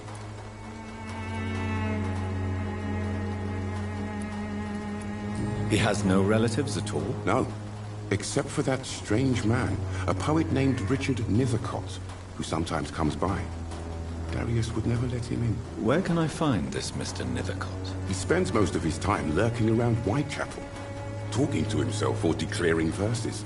These days, you can usually find him behind the church. He never goes out? No. A few days ago, he unexpectedly did.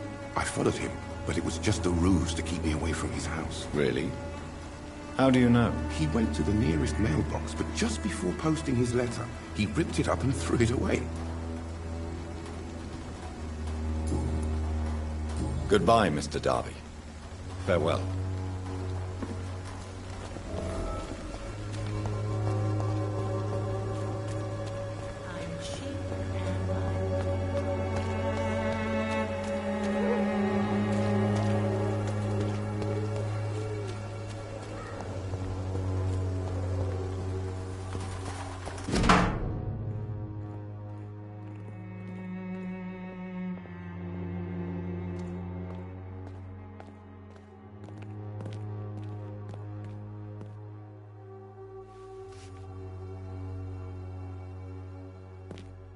The content of Darius' letter to his children could give me more leverage to enter.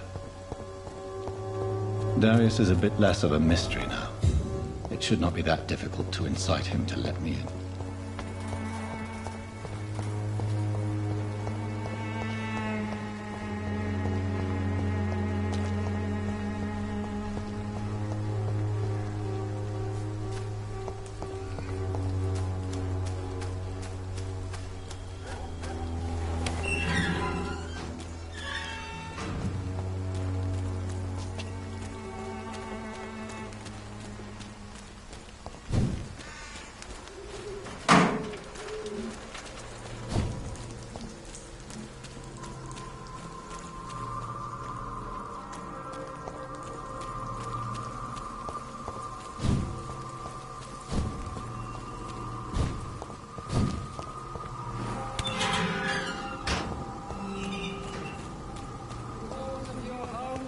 protect you. For there is no protection against malevolence and trickery. Come on, take a look. Don't be afraid.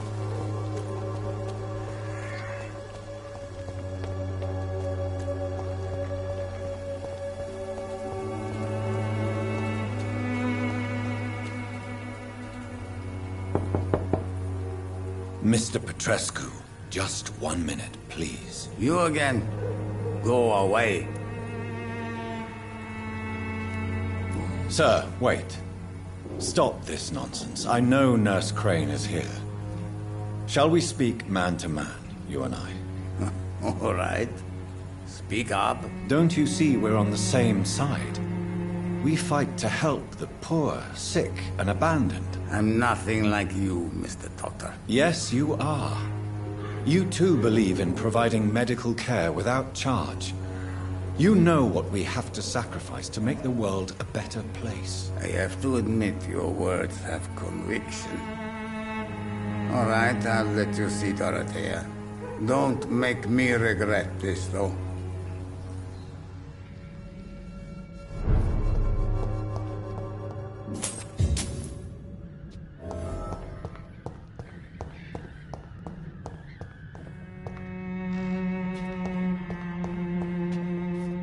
It's locked, all right.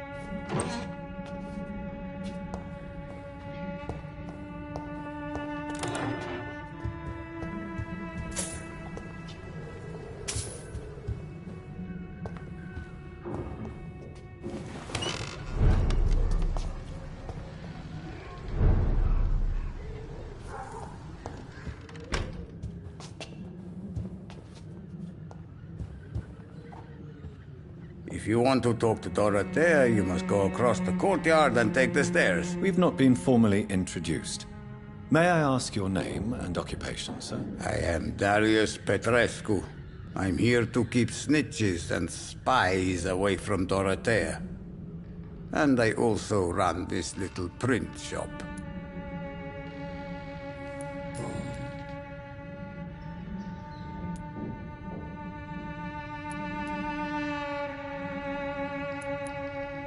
Did you refuse to publish Richard Nethercott's previous works, Darius? Yes, his manuscript is as pompous as he is starched.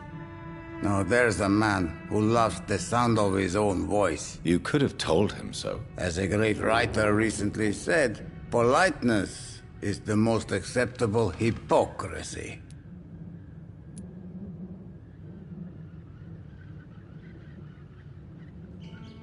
Tell me everything you know about Camellia, the mute florist. I do not believe in the afterlife, Doctor, but I'm almost convinced Camellia is an angel. She volunteered to give out our medical leaflets.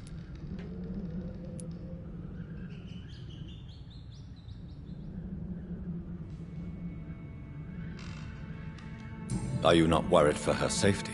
She is as brave as she is tough, and clever too. If only I had met her when I was younger. Are you in love with Camellia, Mr. Petrescu? Don't be stupid. If I had met her when I was younger, we could have won our revolution. Who is she, really? Do you know where she's from? She's not from around here, that's all we know. Camellia is not even her name. It's her favorite flower. You say she has no close family? Well, there's that awful poet who constantly follows her around like a lost puppy. A good man for sure, but a very poor writer.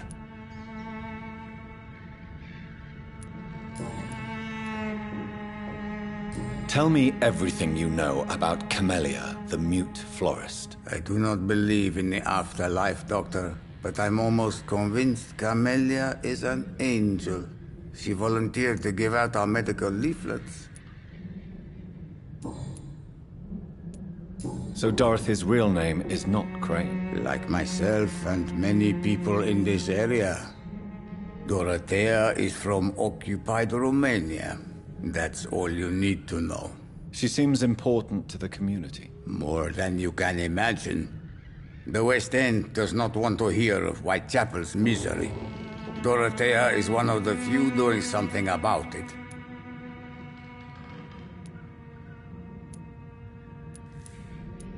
Tell me everything you know about Camellia, the mute florist. I do not believe in the...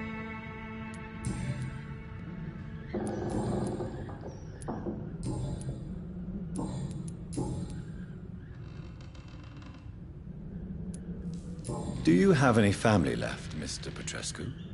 Children or grandchildren? Who knows? I have abandoned my people for so long, they might as well be dead.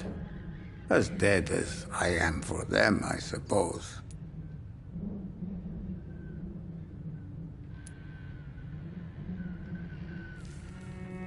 Don't be embarrassed, sir.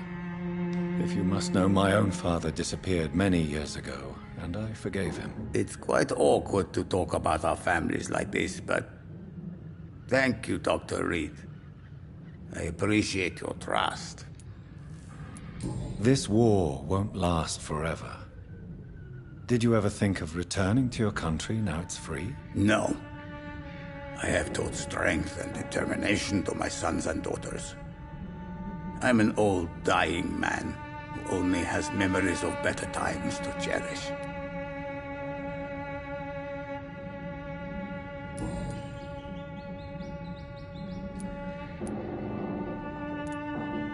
I know you fought for your country when it was occupied, Darius. Tell me more about it. I know my days are numbered, and I know I won't see my homeland again. But I fought for Romania all my life, and I will until my last breath. But Romania escaped the grasp of the Austro-Hungarian Empire. It's a free country again. But it's not the country I fought for. My homeland is not appeased, Doctor. And I still see a dark future ahead for my people. How did you meet Nurse Crane, Darius? Why does she trust you? I'm her oldest friend in England. Dorothea and I share many ideas about this country and about the country we left. You mean occupied Romania, don't you? Even if not directly, I fought against your enemies. Really? Then perhaps you have more in common with Dorothea than meets the eye, Dr. Reed. Goodbye, Mr. Petrescu.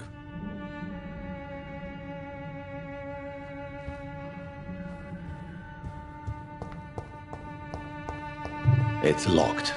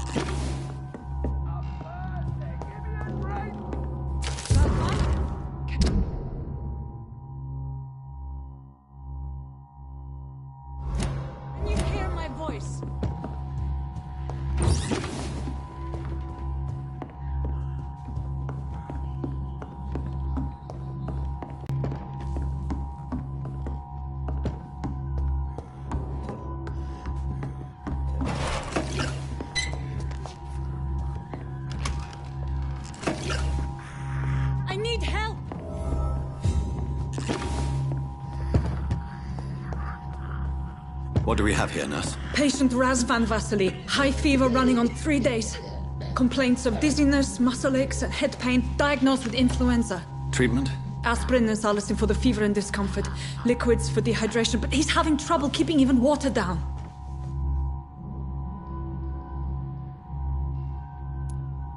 Thank you, nurse. Anything else I should know? He did lose consciousness this morning, but he's never had convulsions like these. He's not convulsing, he's choking. He's not getting any air. Scalpel! Hand me that scalpel! What can I do, Doctor?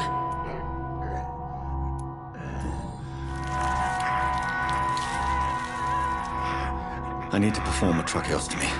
Short pipe. That rubber tube will do. We're going to cut a passage for air through the neck. Yes, Doctor. He's breathing again, but he's coughing up blood. Internal hemorrhaging. I need to make another incision into the chest cavity to drain the fluids from the lung. Prepare another tube. A thoracostomy? Doctor, we've nothing to fight the infection. We need an aseptic environment.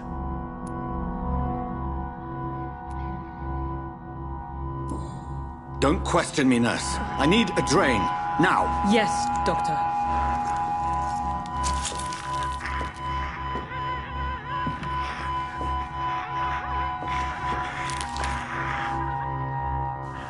He's still bleeding, Doctor. I'm losing his pulse. The drain must have punctured the intercostal artery. There's too much blood. Are you all right, Doctor? I can't see.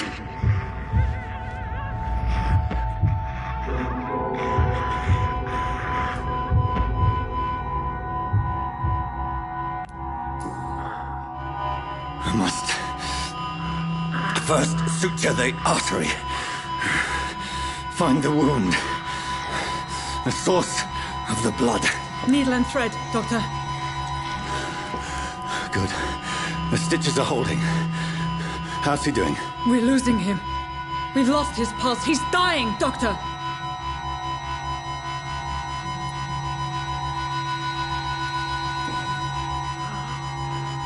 A dose of epinephrine, now. Yes, Doctor.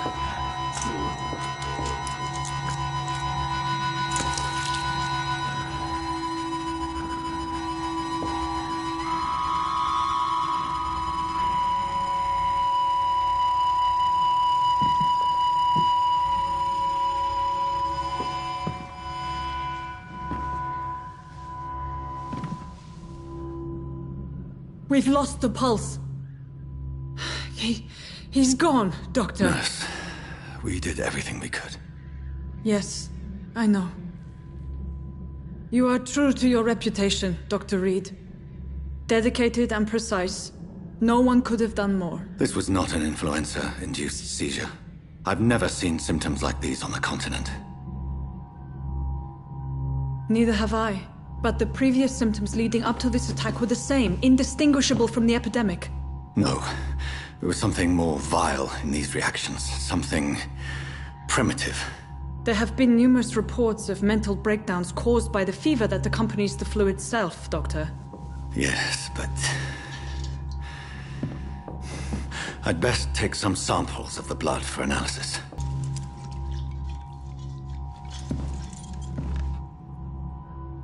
I doubt you're here to test my bedside manners.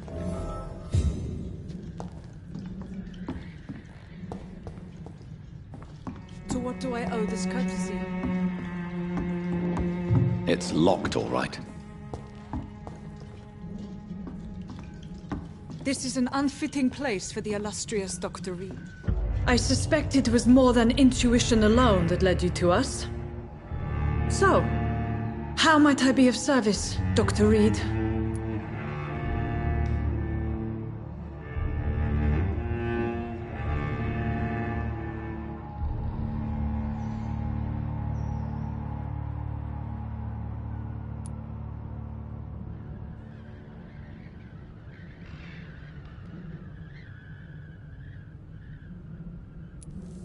Your heart might be in the right place, but you can't carry on with this blackmail. For God's sake, Dorothy, it's extortion. It's a serious crime. Doctor, you think your warnings scare me? I've stolen and plied, blackmailed and lied, but what else am I to do? I'm all these people have.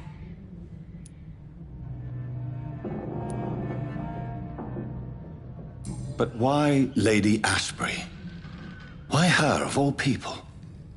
She's pristine and proper, all right. But that she-wolf in sheep's clothing murders the poor for sport. I have her where she belongs, and I'll milk her for all she's got.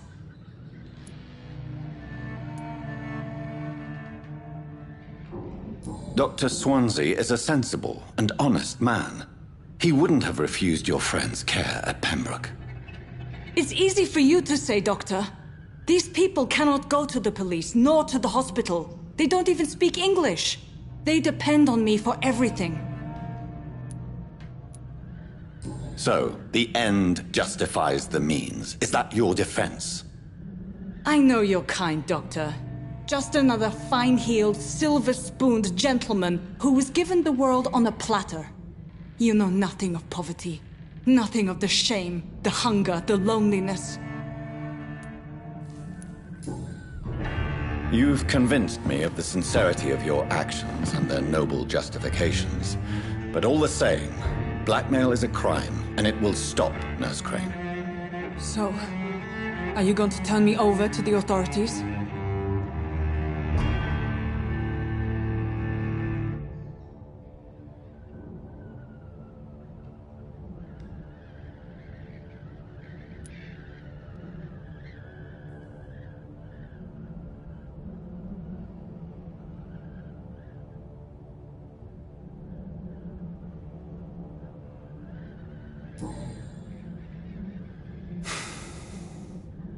No.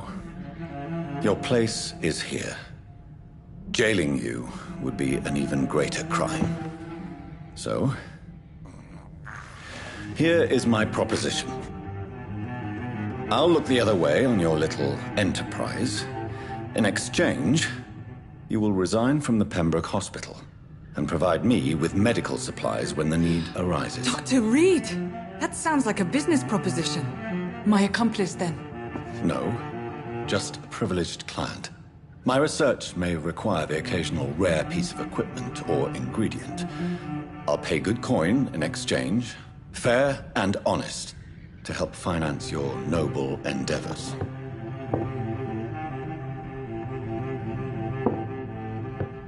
We have ourselves a deal, Doctor. Good customers are always welcome. Yes, Nurse Crane. We have a deal.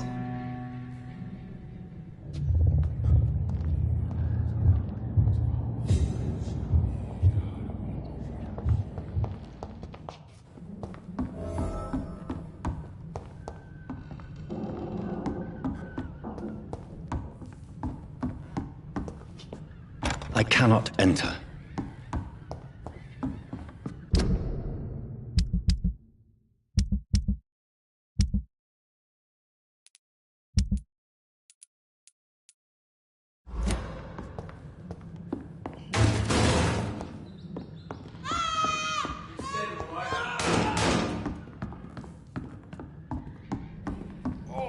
This one stinks already. It's one of them! There's one of them vermin!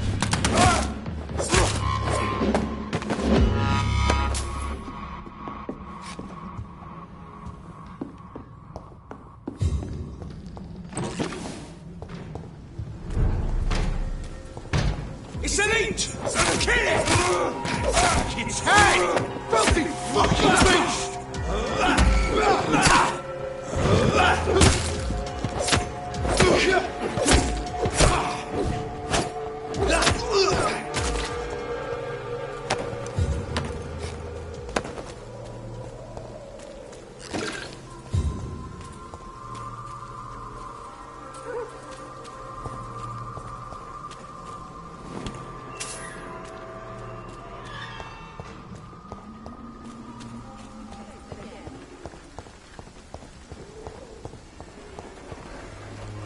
Good evening, my dear colleague.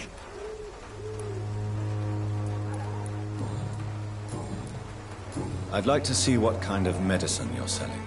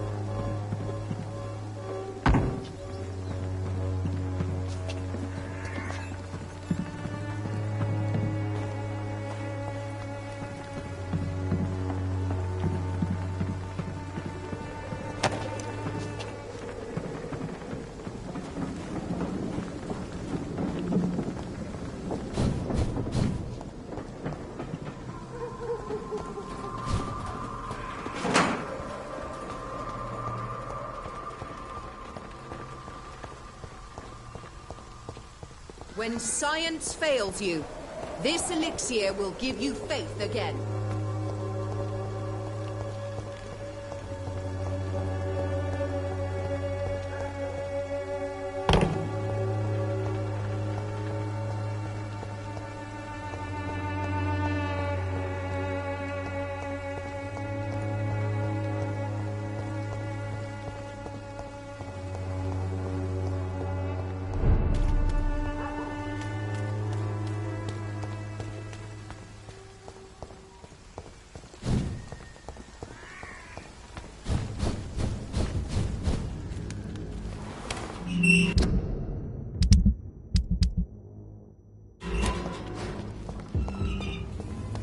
Human blood. Whoever left these marks did so deliberately. Kill it, boy!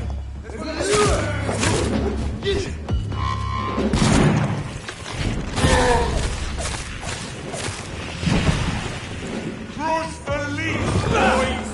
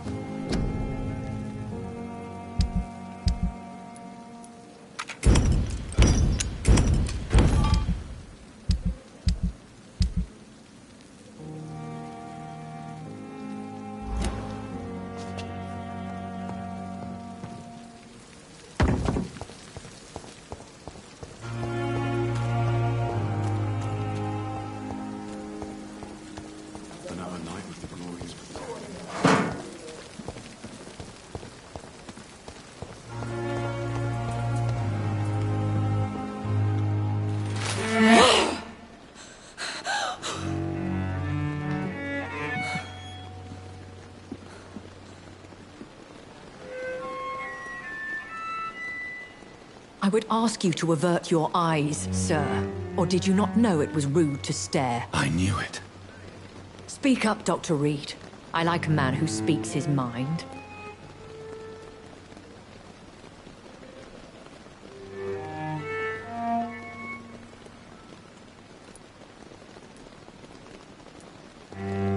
You killed him. He trusted you. And you killed him. Spare me your sarcasm, Jonathan. You are but newly born in this world.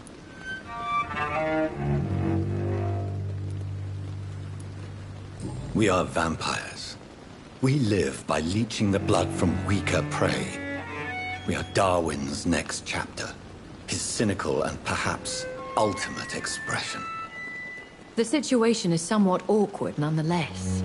I have not been observed sustaining myself for many decades. I have to say I'm a trifle embarrassed. Anyway, I have concluded my inquiries concerning your blackmailer. I see. Please excuse my agitated state. Under normal circumstances, I wouldn't let anyone see me in this condition. I must confess I have not put an end to the blackmail, my lady. Unfortunately, I could not bring myself to do it. I'm so disappointed in you, Jonathan. I didn't expect this from you. Lady Ashbury, you yourself admitted how ridiculous the sum of money was. I can assure you, it was all used for charitable ends. Well, you are full of surprises, aren't you, Jonathan? All right, say I trust you, but you will still pay the ransom. That is only fair. After all, it was you who failed to bring this problem to a satisfactory conclusion. I believe I could agree to that. And since a lady always keeps her promises, I will now answer any questions you may have.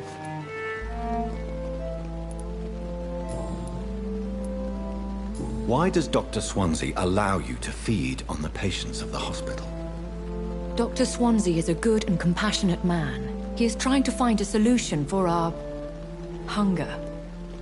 Until that happens, he is clever enough to understand that I only feed upon the dying.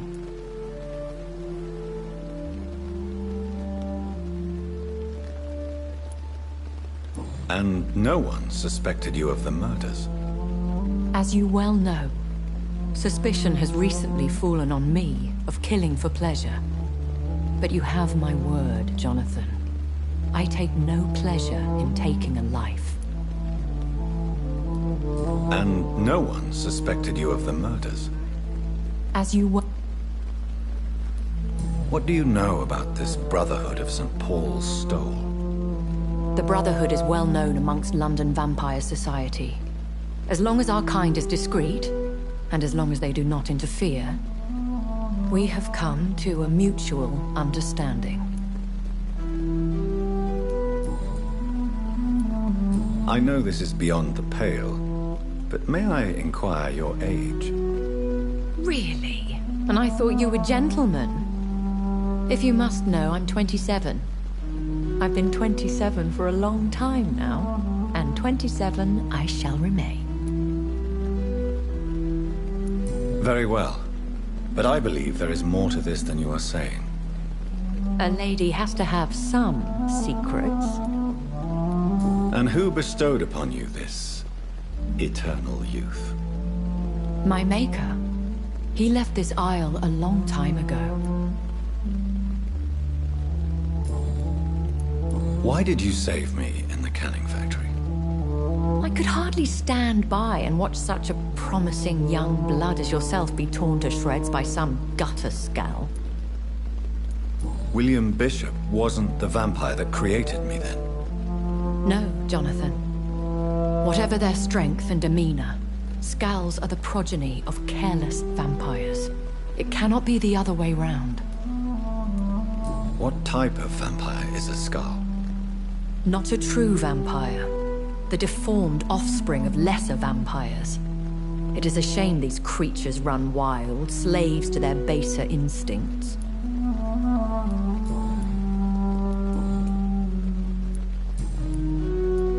I don't understand. Why was I created and then left for dead? That is a question only the one who made you can answer. It's not normal practice. I doubt even if you find him, he will answer you, considering how cruelly he treated you.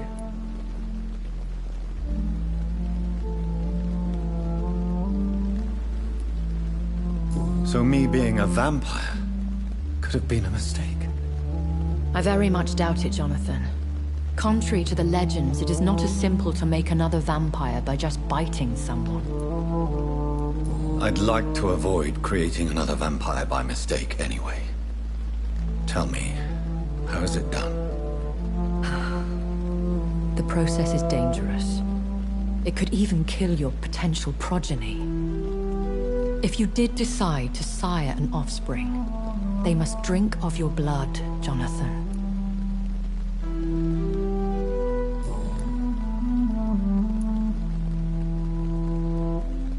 A vampire? that what I am? What we are? Such a crude word, defined by penny dreadfuls and drunken hacks. No. You are now an Ekon, and that you shall remain.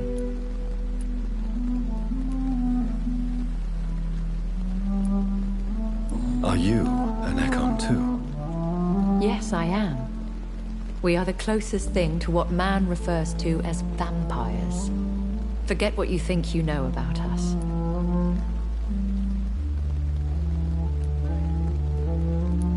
So we are Ekons. How can I identify us amongst other vampires? How to put it? All Ekon are vampires. But all vampires are not Ekon. We are but a branch of the immortal tree.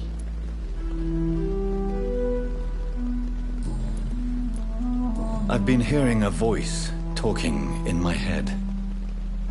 Is this some kind of insanity? It feels like the voice of the vampire that created me. Hush. Tell no one this. It would be unwise to talk of such things amongst British immortals. Speak no more of your maker.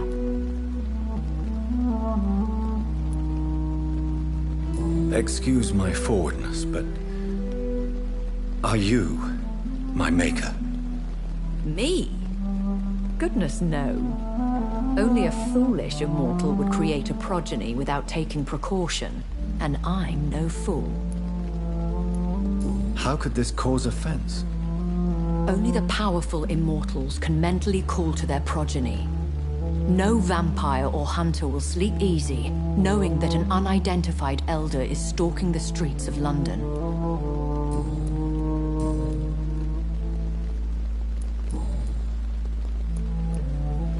I've been away from London and England for 3 years. This isn't the city I remember. Things have gone from bad to worse here, Jonathan. I've lived in this city for a long time, and I've never seen it like this. The Spanish flu has hit London that bad. Yes, but it's not just that. I've heard things. Things I've not heard for a very, very long time. There are whispers in the shadows. Something far worse than the Spanish flu is here in the city. What is it you fear? Fear has long since flown this form. But there is something malevolent circling us. I feel fear is merely waiting in the wings.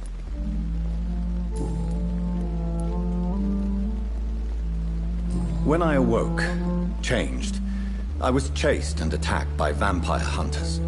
Prepared and well-trained. Though I can't be certain, more than likely it was the once glorious Guard of Priwen. Once glorious, but still dangerous. They have seen better days, but all fanatics are dangerous. You would be wise to stay clear. They are sworn to destroy our kind. You make them sound like some sort of cult. More a society. And like all the best ones, a secret society. I thought them almost gone, but it seemed they have been recruiting. Are there many vampires here in London? Immortals are of a rare breed, and we often tend to hide. But you may occasionally meet some of us at night. Do you know any of them? Have you an idea of the identity of the vampire who attacked me? You mean your maker? No, Jonathan, I have no clue. But I fear he or she is as careless as cruel. To let you discover your new condition by yourself. What do you mean? Every now and then, you may discover an immortal in the deep of the night. But we are a rare and reclusive breed. Our progeny is almost never accidental. Will they all be as affable as you, my lady? I do not see why not.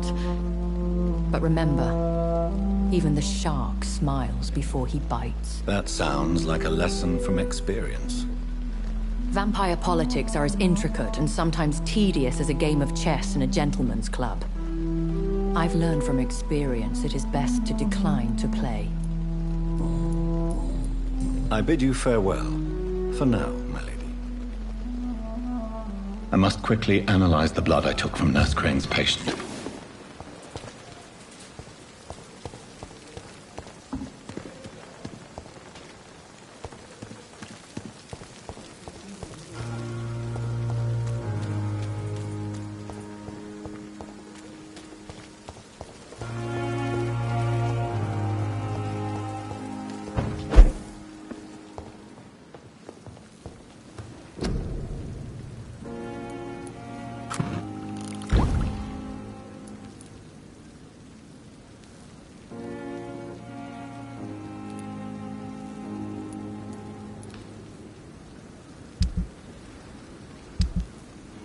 Razvan Vasily was infected by Spanish flu, but also has the highly unstable blood of the Skulls.